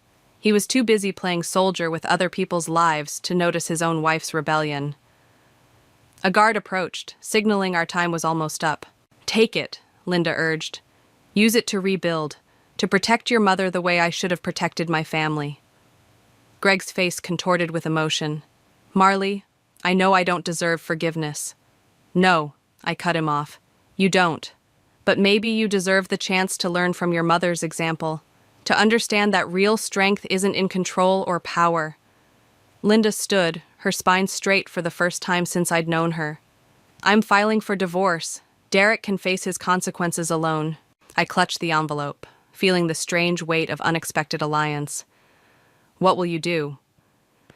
"Start over, like you're doing." She touched the glass separating her from her son. "Sometimes the bravest thing we can do is admit we've been wrong and try to make it right." Greg pressed his hand against his mother's through the barrier. "I'm sorry, Mom, for not seeing what he was doing to all of us." The guard stepped forward again, more insistent. I stood, holding Linda's gaze. "This doesn't erase what happened." "No," she agreed, "but maybe it helps build something new from the ashes." As we left Greg behind, Linda and I walked through the prison corridors in silence. The money in my bag felt like a torch, burning away the last vestiges of Derek's control over both our lives. Outside, in the harsh sunlight, Linda turned to me. "I know it's too late to be the mother-in-law you deserved, but maybe we can be something else. Something stronger." I thought of my own mother waiting at home, of the strength it takes to protect what matters. Maybe we can. The future stretched before us, uncertain but free from the shadows that had darkened our lives for so long. Sometimes salvation comes from the most unexpected sources, and redemption wears faces we never thought to trust. The last box from Greg's office sat on our doorstep, a final punctuation mark on our marriage. Inside, I found his coffee mug from our honeymoon, a photo of us in happier times, and a letter I wasn't ready to read. My mother worked in her garden, the the morning sun catching silver in her hair. She looked stronger now, her hands steady as she planted new roses where Derek's Mercedes had once leaked oil on our driveway. The doorbell rang. Linda stood there, holding a casserole dish like a peace offering. "Old habits," she said with a small smile. "Though I made this one myself, no supervision required." We sat in the kitchen, the same space where Derek had once tried to impose his military precision on our lives. Now it felt lighter, as if the house itself could breathe again. "Greg's sentencing is next week," Linda said, stirring her tea. "Derek's already serving his time." "I know." I pushed Greg's letter across the table, still unopened. "He keeps writing." Linda nodded, understanding in her eyes. Sometimes the hardest part of standing up for yourself is staying standing when they try to pull you back down. Through the window, I watched my mother tend to her roses, remembering how she used to flinch at sudden noises, how she'd made herself smaller to avoid Derek's criticism. "I used to think revenge would feel better than this," I admitted. "More final. Justice rarely feels the way we expect." Linda touched the envelope. "Greg's learning that too, the hard way." "Are you still going through with the divorce?" She straightened her spine, echoing the strength I'd seen growing in her since that day in the prison. "Derek's actions were his choice. My freedom is mine." The sound of laughter drifted through the window, my mother talking to someone. We both looked out to see her chatting with our neighbor, her gestures animated as she discussed her gardening. No fear, no hesitation. "Sometimes I wonder if I went too far," I said quietly. "If there was another way." "There's always another way." Linda's voice was gentle but firm. "But sometimes the path we choose isn't about finding the best way. It's about finding the way that lets us live with ourselves afterward." I finally picked up Greg's letter, feeling its weight. He wants to make amends. Do you want him to? The question hung in the air between us. Outside, my mother's roses turned their faces to the sun, growing despite the soil's memory of concrete and oil. "I want him to understand," I said finally. "Not just apologize, really understand what it means to choose yourself over someone else's control." Linda reached across the table, her hand covering mine. "Then maybe that's your real victory. Not the revenge, not even the justice, the understanding." I opened the letter, Greg's familiar handwriting spilling across the page, but instead of reading it, I stood and walked to the garden. My mother looked up as I approached, her smile genuine and unguarded. "Linda brought lunch," I said, holding up the letter. "And Greg sent one more message." My mother patted the earth around a new rose bush. "Are you ready to read it?" I looked at the letter, then at the garden where Derek's authority had once cast shadows. The roses were already reaching higher than his Mercedes had stood. "No," I said, and felt the truth of it settle into my bones. "Not yet. Maybe not ever." I tucked the letter into my pocket, unread. Some chapters didn't need a final word to be finished. Some victories weren't about winning or losing, but about choosing when to stop fighting. My mother nodded, understanding without words. She handed me a trowel, and together we turned the soil where Linda's car now sat in our driveway, making space for new growth. Behind us, Linda appeared with gardening gloves, ready to help plant whatever came next. 3 women who had learned that sometimes family isn't about blood or marriage, but about who stands with you in the garden after the storm passes. The roses would bloom in their own time, and so would we. The crystal champagne flute trembled in my hand as I watched my mother-in-law's perfectly painted lips curl into what others might mistake for a smile. I knew better. 5 years of marriage to her son had taught me to recognize the predatory gleam in her eyes. "Everyone," Irene's voice carried across her opulent dining room, "I'd like to thank my dear daughter-in-law Eve for her unique contribution to our annual Christmas dinner." She paused, letting her gaze sweep across the faces of Boston's elite. Who would have thought tacos would grace the Parker family table? The silence that followed felt like a noose tightening around my neck. I could feel Sam's hand squeeze my knee under the table, his touch both comforting and restraining. "Well," I managed, forcing brightness into my voice, "I thought it might be fun to mix things up a bit. After all, traditions have to start somewhere." Irene's laugh could have etched glass. "Oh, darling, some traditions are better left in their proper place. Like food trucks." My cheeks burned as several guests tittered. The emerald pendant Sam had given me for Christmas felt heavy against my collarbone, matching the weight in my stomach where our unannounced secret grew. Mother. Sam's voice cut through the tension like a blade. Eve's cooking is excellent. And if you'll remember, Dad specifically requested Mexican food tonight. Thomas, sitting at the far end of the table, nodded enthusiastically. Best damn tacos I've had in years. Thomas language, Irene snapped, her composure cracking slightly. She turned to Mrs. Henderson, wife of the city's most prominent judge. You'll have to forgive my husband. He's developed quite pedestrian taste since retirement. I watched 5-year-old Liam, oblivious to the tension, happily stuff another taco into his mouth, salsa dripping onto his Christmas sweater. The sight of my son's joy should have comforted me, but instead it twisted my gut with worry. Would my second child face the same subtle degradation I'd endured? Speaking of taste, Irene continued, swirling her wine, I was just telling Caroline about that charming little marketing firm you work for, Eve. It must be so fulfilling to handle accounts for local businesses. Actually, I set down my glass. We just landed the Richardson Group account. They're national. Sam stood abruptly, his chair scraping against the hardwood floor. That's enough, Mother.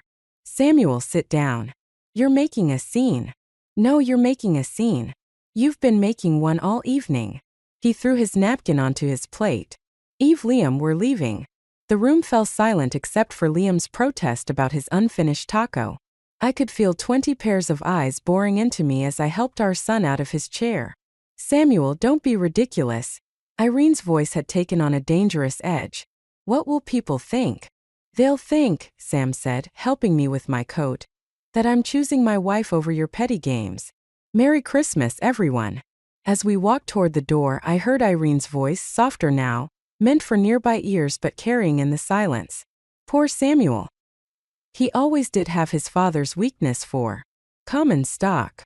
I stopped dead in my tracks, the announcement I'd planned to make dying in my throat. The baby news would have to wait. Behind me, I heard a chair move, followed by an unfamiliar voice. Actually, Irene, I should be going too. Suddenly, I'm not feeling very comfortable. More chairs scraped back. More murmured excuses. I didn't turn to watch Irene's carefully constructed evening crumble, but I could feel it in the air like static before a storm. In the car, Sam's knuckles were white on the steering wheel. I'm sorry, he said. I should have done that years ago. I placed my hand over his. It's okay. But Sam, there's something I need to tell you. He glanced at me, then back at the road. What is it? In the rearview mirror, I could see Liam had already fallen asleep, salsa still staining his sweater. Maybe we should wait until we get home. Some bombs, after all, are better dropped in private. Our house felt like a sanctuary after the disaster at Irene's. I watched Sam carry Liam, still fast asleep, up to his bedroom. The Christmas tree lights cast dancing shadows on the walls, a mockery of the festive evening we'd planned. I kicked off my heels and collapsed onto our couch, my hand instinctively moving to my stomach. 8 weeks. I'd waited for the perfect moment to share the news, imagining joy and celebration. Instead, I got warfare over tacos. Sam returned, loosening his tie. Want a drink? Never mind, you can't. He stopped short, staring at me. Wait, is that why you haven't been drinking? How long have you known? 2 weeks. I patted the space beside me. I wanted to tell everyone tonight. Stupid, right? He sat down heavily, running his hands through his hair. A baby. We're having another baby. A smile spread across his face, but it faltered. And my mother just. God, Eve, I'm so sorry. Don't. You stood up for me. That's what matters. I should have done it sooner. Years sooner. He reached for my hand. The thing she said about your work, your cooking. She had no right. My phone buzzed. Irene's name lit up the screen. Don't answer it, Sam said. I showed him the text. I hope you're satisfied with the scene you caused. Your behavior reflects poorly on this family. Sam grabbed his own phone, thumbs flying across the screen. I'm telling her to back off. Wait. I caught his arm. Let her think she's won. Let her think we're wounded and retreating. It'll make what comes next hit harder. He looked at me strangely. What comes next? I stood up, pacing the room. The fury I'd suppressed all evening fueled each step. 5 years, Sam. 5 years of snide comments about my background, my career, how I'm raising Liam. And now there's another baby coming. Do you think she'll suddenly become grandmother of the year? Eve. No. I'm done playing nice. I'm done pretending her barbs don't draw blood. Did you see Thomas's face tonight? Even he's tired of her games. Sam's phone chimed. Another message from Irene. Samuel, call me immediately. We need to discuss damage control. Damage control? I laughed bitterly. That's rich, coming from someone who just insulted her son's wife in front of half of Boston's elite. What are you thinking? Sam's voice was quiet, careful. I'm thinking it's time your mother learned about consequences. I met his eyes. Did you know she has a friend named Maggie Collins? Used to have, I should say. Grace mentioned her once. Apparently they had some kind of falling out years ago. The kind that gets whispered about at charity functions. Sam frowned. I remember Maggie. She used to be at every event, then suddenly, nothing. Mother said she moved to Chicago. Except she didn't. She lives 20 minutes away. And according to Grace, she knows things about your mother. Things that would make tonight's social embarrassment look like a paper cut. Eve, this is my mother we're talking about. And I'm talking about protecting our family. Our children. I touched my stomach again. What happens when this one arrives? More subtle digs about bloodlines? More undermining our parenting?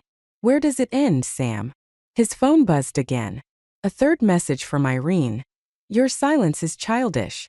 Think of your position in society. Sam stared at the message for a long moment. When he looked up, something had shifted in his eyes. What exactly did Grace tell you about Maggie? Not much. But she said Maggie would talk to me if I reached out. I sat back down beside him. I'm not suggesting we destroy your mother, Sam. I'm suggesting we show her she's not the only one who knows how to play games. He was quiet for so long I thought he'd refuse. Finally, he said, if we do this, we need to be smart. Careful. We will be. I leaned against him, exhausted but determined. Besides, I learned from the best. Your mother's been teaching me for years. She just didn't realize it. Sam's phone lit up one final time. Don't forget who you are, Samuel. Don't forget what being a Parker means. I smiled, feeling the baby flutter beneath my hand. Oh, we won't forget, Irene. In fact, we're about to remind everyone exactly what being a Parker means. The cafe where I agreed to meet Maggie Collins looked nothing like I'd imagined. No crystal chandeliers or imported marble floors, just worn leather booths and the smell of burnt coffee. She'd chosen well. Irene wouldn't be caught dead here. Maggie sat in the furthest corner, stirring sugar into her cup with precise movements. Her appearance startled me. I'd expected someone more like Irene, polished and preserved. Instead, she wore jeans and a faded sweater, her gray-streaked hair pulled back in a simple ponytail. You look just like your pictures, she said as I slid into the booth. Social media is quite useful for research. You've been watching me? I've been watching all of you. Especially after what happened at Christmas. She smiled thinly. News travels fast in certain circles. The waitress appeared. I ordered herbal tea, my usual coffee suddenly impossible with morning sickness lurking. Maggie noticed but didn't comment. Why did you call me? I asked once we were alone. Because history is repeating itself. She pulled out her phone, scrolled briefly, then placed it face down on the table. 20 years ago, Thomas's firm hired a brilliant young architect named Catherine Walsh. She and Sam's father worked closely together. Too closely, according to Irene. My throat tightened. What happened? Irene happened. She started with small things, excluding Catherine from social events, spreading whispers about her background. Sound familiar? I thought of the Christmas dinner, of all the subtle cuts over the years. Go on. Then Catherine got pregnant. Maggie's fingers tightened around her cup. Irene convinced everyone it was Thomas's child. She orchestrated the perfect scandal, just enough evidence to seem plausible, just enough doubt to destroy both Catherine's marriage and her career. But it wasn't true. The baby was Catherine's husband's. But by the time that came to light, the damage was done. Catherine left Boston, her marriage in shambles. Her husband never recovered from the humiliation. He died 2 years later. My hand instinctively moved to my stomach. Why are you telling me this? Because I helped Irene do it. Maggie's voice cracked. I was her best friend, her confidant. I watched her destroy that family and said nothing. Did nothing. Until now. Until now. She reached for her phone again, this time sliding it toward me. These are letters. Emails. Records of everything Irene did, not just to Catherine but to others. Anyone she saw as a threat to her perfect world. I stared at the phone but didn't touch it. Why keep all this? Insurance at first. Then guilt. Maggie leaned forward. But here's what you really need to know. Catherine Walsh wasn't the first, and you won't be the last. Irene's already laying groundwork against you. I've heard the whispers starting. My tea grew cold as Maggie detailed Irene's pattern, the careful manipulation of facts, the strategic placement of doubts, the slow erosion of reputations. Each story made my skin crawl. What do you want from me? I finally asked. Want? Nothing. But I'm offering you a choice. These records, they're yours if you want them. Use them, don't use them. But know what you're dealing with. My phone buzzed. A text from Sam. Mother's planning a family dinner next week. Says she wants to apologize. Should we go? I looked back at Maggie. There's more, isn't there? Something you're not telling me. She stood, leaving money for her coffee. Ask your father-in-law about the summer of 1985. About why they really left Newport. She placed a USB drive on the table. Everything's on here. Be careful, Eve. Irene's most dangerous when she's apologizing. I watched her leave, the USB drive feeling like a live grenade in my hand. Another text from Sam. Eve? What should I tell her? The baby shifted. Or maybe it was just anxiety twisting my stomach. I thought of Catherine Walsh, of ruined lives and calculated destruction. Of the child growing inside me, who would someday face Irene's judgment. I picked up my phone. Tell her yes. Tell her we'd love to hear her apology. Sometimes the best defense is letting your enemy think they're winning. I slipped the USB drive into my purse, already planning my next move. Irene had taught me well, too well. Time to show her exactly how much I'd learned. The USB drive sat on our kitchen counter like a loaded gun while I tried to find the right words. Sam stood across from me, his architect's hands wrapped around a coffee mug, waiting. Catherine Walsh, I said finally. Does that name mean anything to you? His forehead creased. She worked with Dad years ago. There was some scandal, I was away at college. He set down his mug. What's this about, Eve? I pushed the drive toward him. Maggie Collins gave me this. It's everything, emails, letters, records. Your mother didn't just hurt Catherine. She destroyed her. Sam's face hardened as he scrolled through the files. The kitchen grew darker as clouds gathered outside, but neither of us moved to turn on the lights. I watched his expression shift from disbelief to anger to something worse, recognition. I remember more now, he said. Catherine's husband. He drank himself to death. Because your mother convinced everyone the baby was your father's. That's impossible. Dad would never. He didn't. That's the point. Your mother fabricated everything. My stomach lurched, morning sickness or stress, I couldn't tell anymore. And now she's doing it again.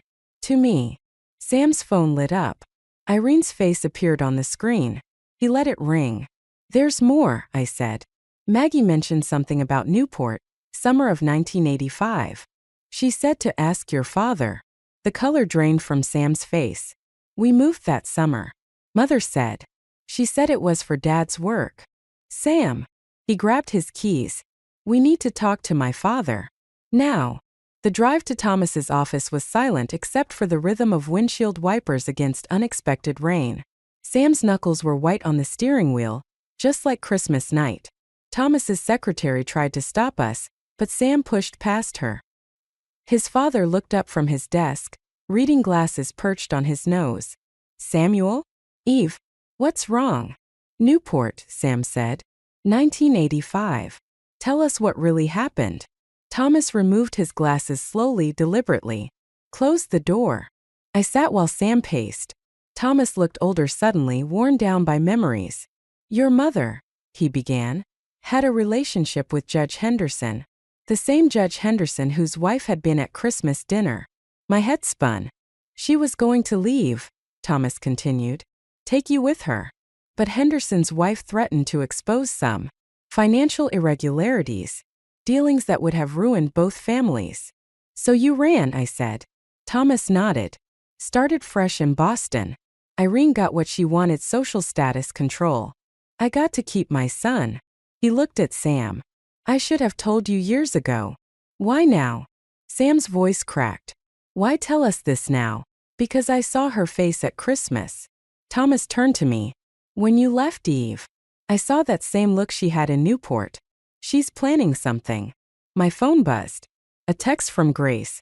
Call me now. Something's happening with the Richardson account. Cold dread settled in my stomach as I dialed. Grace's voice was tight. The Richardson Group is pulling their contract. They're claiming conflict of interest, citing concerns about your personal conduct. The room tilted. Sam caught my arm as I swayed. That's not possible, I whispered. We just signed last week. Their CEO got an anonymous tip. Grace paused. Eve, they mentioned concerns about the paternity of your current pregnancy. The pieces clicked into place. Irene's apologetic dinner invitation. The whispers Maggie mentioned. History repeating itself. Eve. Sam touched my face. What's wrong? I looked at Thomas, who nodded grimly. He recognized Irene's handiwork too. Your mother, I said, just cost me my biggest client. And she's suggesting our baby isn't yours. Sam's phone lit up again. Irene's smiling face on the screen, probably calling to console her son about his wayward wife. Take it, I said, steel entering my voice. Tell her we'll be at dinner next week. Tell her everything's fine. Eve, the difference between your mother and me? I pressed my hand to my stomach, feeling our child move. I learned from history. I don't repeat it. The rain intensified outside Thomas's window, but inside, everything was crystalline clear. Irene had just made her move. Now it was my turn. Grace spread the documents across my dining room table like a fortune teller laying out tarot cards. Each paper represented another piece of my professional life crumbling. The Richardson contract cancellation, whispered concerns from other clients, carefully worded emails questioning my personal situation. She's thorough, Grace said, tapping a particularly damning letter. The rumors are vague enough to seem plausible, specific enough to cause damage. Sam paced behind us, phone pressed to his ear. Dad, we need those Newport records. Yes, I understand they're sealed, but... He caught my eye, shaking his head. The doorbell rang. Thomas Parker stood on our doorstep, clutching a leather briefcase that had seen better days. I found something, he said, brushing past me. Liam's footsteps thundered down the stairs. Grandpa! Hey, sport. Thomas ruffled our son's hair. Why don't you show me that new video game? I watched Liam drag Thomas toward the living room, grateful for the distraction. When I returned to the dining room, Grace was already diving into Thomas's briefcase. These are bank statements, she muttered. From 1985. Wait. She looked up sharply. Is this what I think it is? Sam leaned over her shoulder. Mother's private account. Dad must have kept copies. Smart man, Grace said. And look who was making regular deposits. The name jumped off the page. Henderson. Not the current judge, but his father. The same man Irene had nearly left Thomas for. My phone buzzed. A text from Maggie. Irene's at the country club with Judge Henderson's wife. They're discussing you. Perfect timing, I said, showing them the message. She's laying groundwork for whatever comes next. Eve. Grace's voice was careful. These deposits, they didn't stop in 1985. They continued until 2002. Sam snatched the papers. That's impossible. Mother and Judge Henderson ended things when we left Newport. Did they? I remembered Irene's face at Christmas, the way she gravitated toward Mrs. Henderson. Not to torture her old rival, but to maintain control. What if that's why she really stayed? Not for your father's sake, but because Henderson paid her to keep quiet. Blackmail, Grace whispered. These amounts. This isn't hush money for an affair. This is blackmail. The room spun slightly. Morning sickness chose that moment to rear up, sending me stumbling toward the bathroom. When I returned, Sam was on the phone again. Maggie? It's Sam Parker. We need to talk. I sank into a chair, pressing my hands against my stomach. Our baby kicked as if sensing the tension. Eve. Grace touched my shoulder. You're pale. I'm fine. I wasn't. Nothing was fine. We need to. Mommy. Liam stood in the doorway, clutching his game controller. Grandpa fell asleep. Sam ended his call abruptly. We rushed to the living room where Thomas sat slumped in his armchair, breathing but unresponsive. The next hours passed in a blur of ambulance lights and hospital corridors. Stress-induced stroke, the doctors said. He'd recover but needed rest. In the hospital waiting room, Sam gripped my hand. Mother's on her way. Of course she is. I stood suddenly certain. This is perfect for her. She'll play the devoted wife. Use this to paint me as the villain who upset her husband with baseless accusations. Eve. No. My voice was steady despite the trembling in my chest. She won't win. Not this time. What are you going to do? I thought of Catherine Walsh, of Thomas lying unconscious, of the baby growing inside me, of Liam, who deserved better than this toxic legacy. I'm going to give her exactly what she wants, I said. The perfect opportunity to destroy me. And when she takes it, because she will, I'm going to make sure everyone sees exactly who Irene Parker really is. Sam's phone lit up with Irene's call. This time I answered it myself. Irene? Yes, he's stable. Actually, I'm glad you called. I think it's time we had a proper talk. Just you and me. I caught my reflection in the hospital window, pale, determined, dangerous. After all, we're family.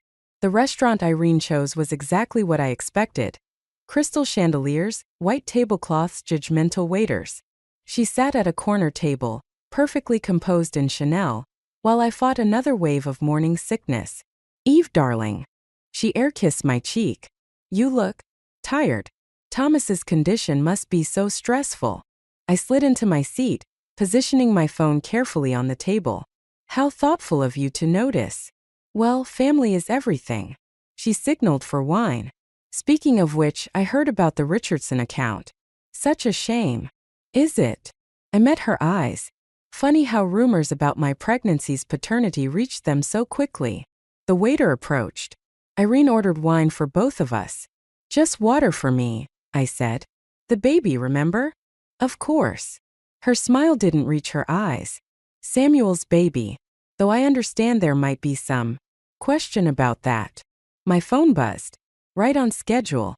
Actually, I said, I wanted to discuss another baby. Catherine Walsh's. The wine glass froze halfway to her lips. I'm not familiar with. Newport, 1985. Judge Henderson. The payments that continued until 2002. I placed Thomas's bank statements on the table. Should I continue? Color drained from her face. Where did you get those? Thomas kept copies. Insurance, I suppose. Like Maggie kept those letters. Maggie. Her mask slipped. That bitter drunk? No one would believe. Mrs. Henderson might. Especially the part about her husband's father. 20 years of payments, Irene. That's not hush money for a simple affair. She reached for the statements. I pulled them back. What do you want? Stop the rumors. Restore my reputation. Leave my family alone. Or what? Steel entered her voice. You'll destroy your husband's family? Ruin his father's legacy? What kind of mother does that make you? My phone buzzed again. I checked it, letting her see my smile. What aren't you telling me? She demanded. Grace just texted. The judge's wife agreed to meet. Apparently, she's very interested in those bank statements. Irene's hand shook as she reached for her wine. You're bluffing. Am I? You taught me well, remember? Always have leverage. I stood, fighting another wave of nausea. You have 24 hours to fix this. Or everyone learns the truth. Not just about Catherine Walsh, but about what really happened in Newport. I turned to leave, but her voice stopped me. I made one mistake, Eve.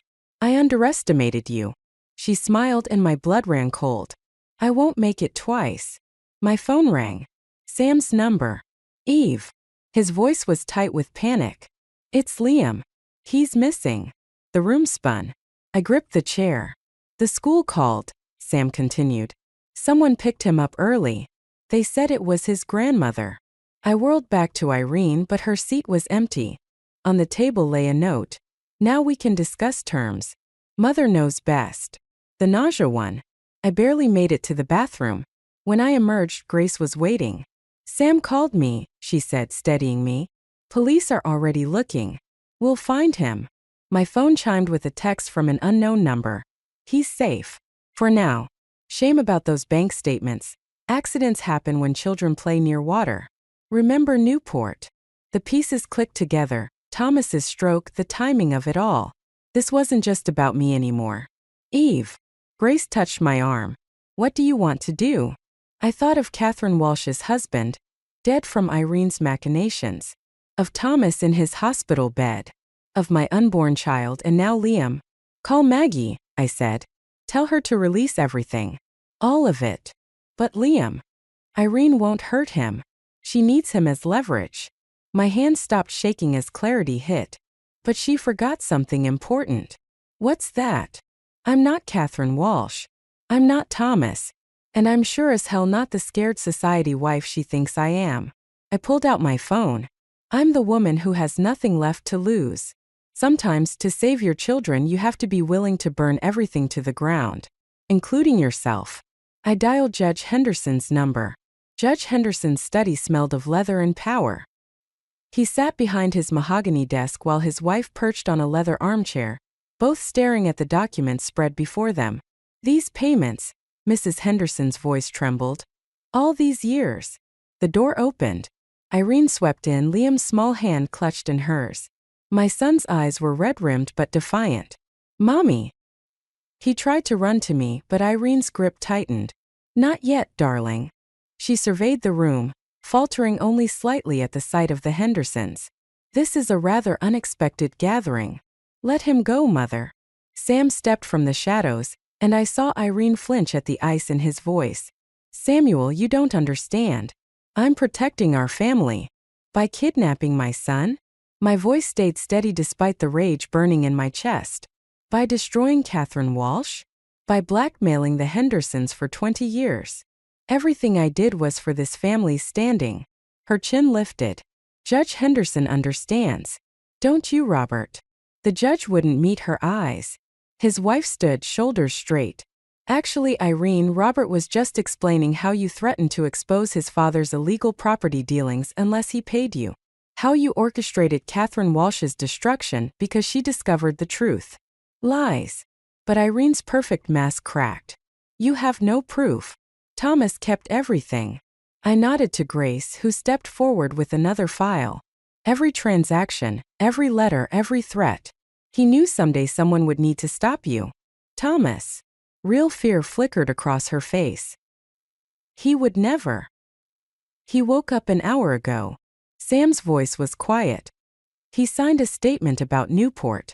About what really happened the night Catherine's husband died. Irene's grip on Liam loosened. He broke free, running into Sam's arms. You're finished, Irene. Mrs. Henderson's voice shook with decades of suppressed rage. The police are waiting outside. Robert has already agreed to testify. No. Irene's laugh held an edge of hysteria. You wouldn't dare. Think of the scandal, the shame. Like the shame you brought to Catherine Walsh? Maggie stepped into the room. Or to Thomas. To your own son. You. Irene's eyes narrowed. You betrayed me. No, Irene. You betrayed yourself. I moved closer, feeling my unborn child shift. You thought power meant control. But real power? It's knowing when to let go. She reached for her phone. One call and your reputation is already restored. Grace held up her tablet. The Richardson Group just released a statement apologizing for their hasty judgment, citing malicious interference in their decision-making process. Irene's phone slipped from her fingers. For the first time I saw her age, saw the fear beneath the perfect facade. Samuel, she whispered. You can't let them do this. I'm your mother. Sam held Liam tighter. You stopped being my mother the moment you threatened my son. Police sirens wailed outside. Irene straightened her spine, smoothed her designer dress. Well played, Eve. Her smile was almost admiring. But remember, You learned everything from me.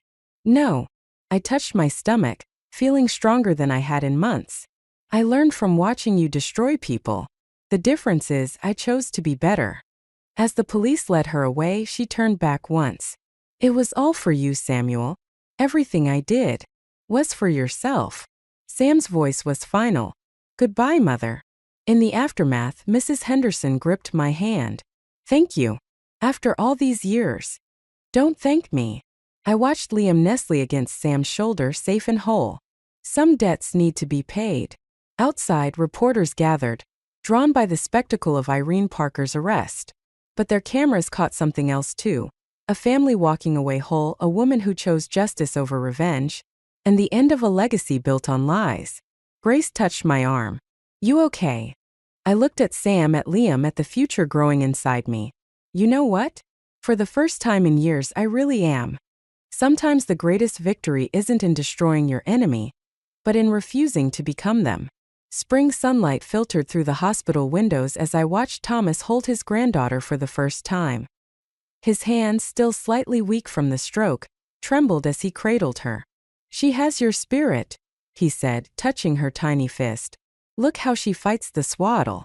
Sam laughed from his perch on the windowsill. Just like her mother. The door opened and Liam burst in, followed by Grace carrying a truly ridiculous balloon arrangement. Is she awake? Liam whispered loudly, climbing onto the bed beside me. Can I hold her? Careful. Sam guided our son's arms into position. Support her head, just like we practiced. I watched my family crowd around the baby, their faces soft with wonder. The newspaper on my bedside table caught my eye. Irene's sentencing had made the front page. 3 years for kidnapping, plus additional charges for blackmail and conspiracy. The society pages were already buzzing about her fall from grace. Mrs. Henderson called, Grace said quietly, settling into the visitor's chair. She wanted to thank you again. Catherine Walsh's family too. How are they? Healing. Like all of us. She squeezed my hand. The Richardson group wants to meet next week. They're practically begging for you to take them back. Let them wait. I watched Liam plant a gentle kiss on his sister's forehead. Some things are more important than business. The baby started fussing. Thomas handed her back to me, his eyes misty. You know, he said. Irene sent a letter from prison. Wanted to see the baby. The room stilled. Sam straightened, protective instinct flaring. What did you tell her? I asked. Nothing yet. Thomas smiled sadly. It's not my decision to make. I looked down at my daughter, so new and untouched by the darkness we'd fought through. Part of me wanted to shield her completely, to build walls so high no harm could ever reach her. But I remembered another wall, built by another mother, and how it had warped everything it was meant to protect. We'll decide later, I said finally. When she's older. When we can tell her the whole story and let her choose. Sam nodded, understanding in his eyes. No more secrets. No more fear. Speaking of secrets, Grace pulled out her phone. Maggie sent this. Thought you'd want to see it. It was a photo of Irene's old society circle at their weekly lunch. Seated in Irene's usual chair was Mrs. Henderson, her smile genuine for the first time in decades. Beside her sat Maggie, welcomed back after years of exile. Karma, Grace said, comes in many forms. So does justice, I added, thinking of Catherine Walsh, of Thomas's quiet strength, of all the lives Irene had tried to control. Liam tugged at my sleeve. Mommy, what should we name her? I caught Sam's eye, saw him nod slightly. Catherine, I said. Catherine Grace Parker. Thomas's breath caught. Grace pressed her hand to her mouth. The baby opened her eyes then, staring up at me with a gaze that seemed too wise for her few hours of life.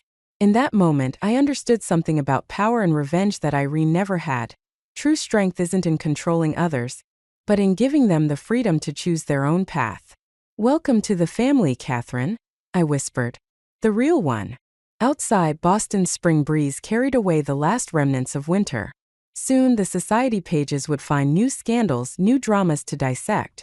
But here in this quiet room we had already found what mattered: truth, healing, and the courage to break cycles of pain. The baby gripped my finger, her hold surprisingly strong. Like she knew she was safe, knew she was loved.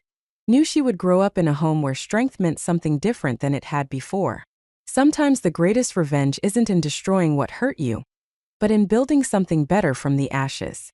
Catherine yawned and we all laughed, the sound bright and real and free.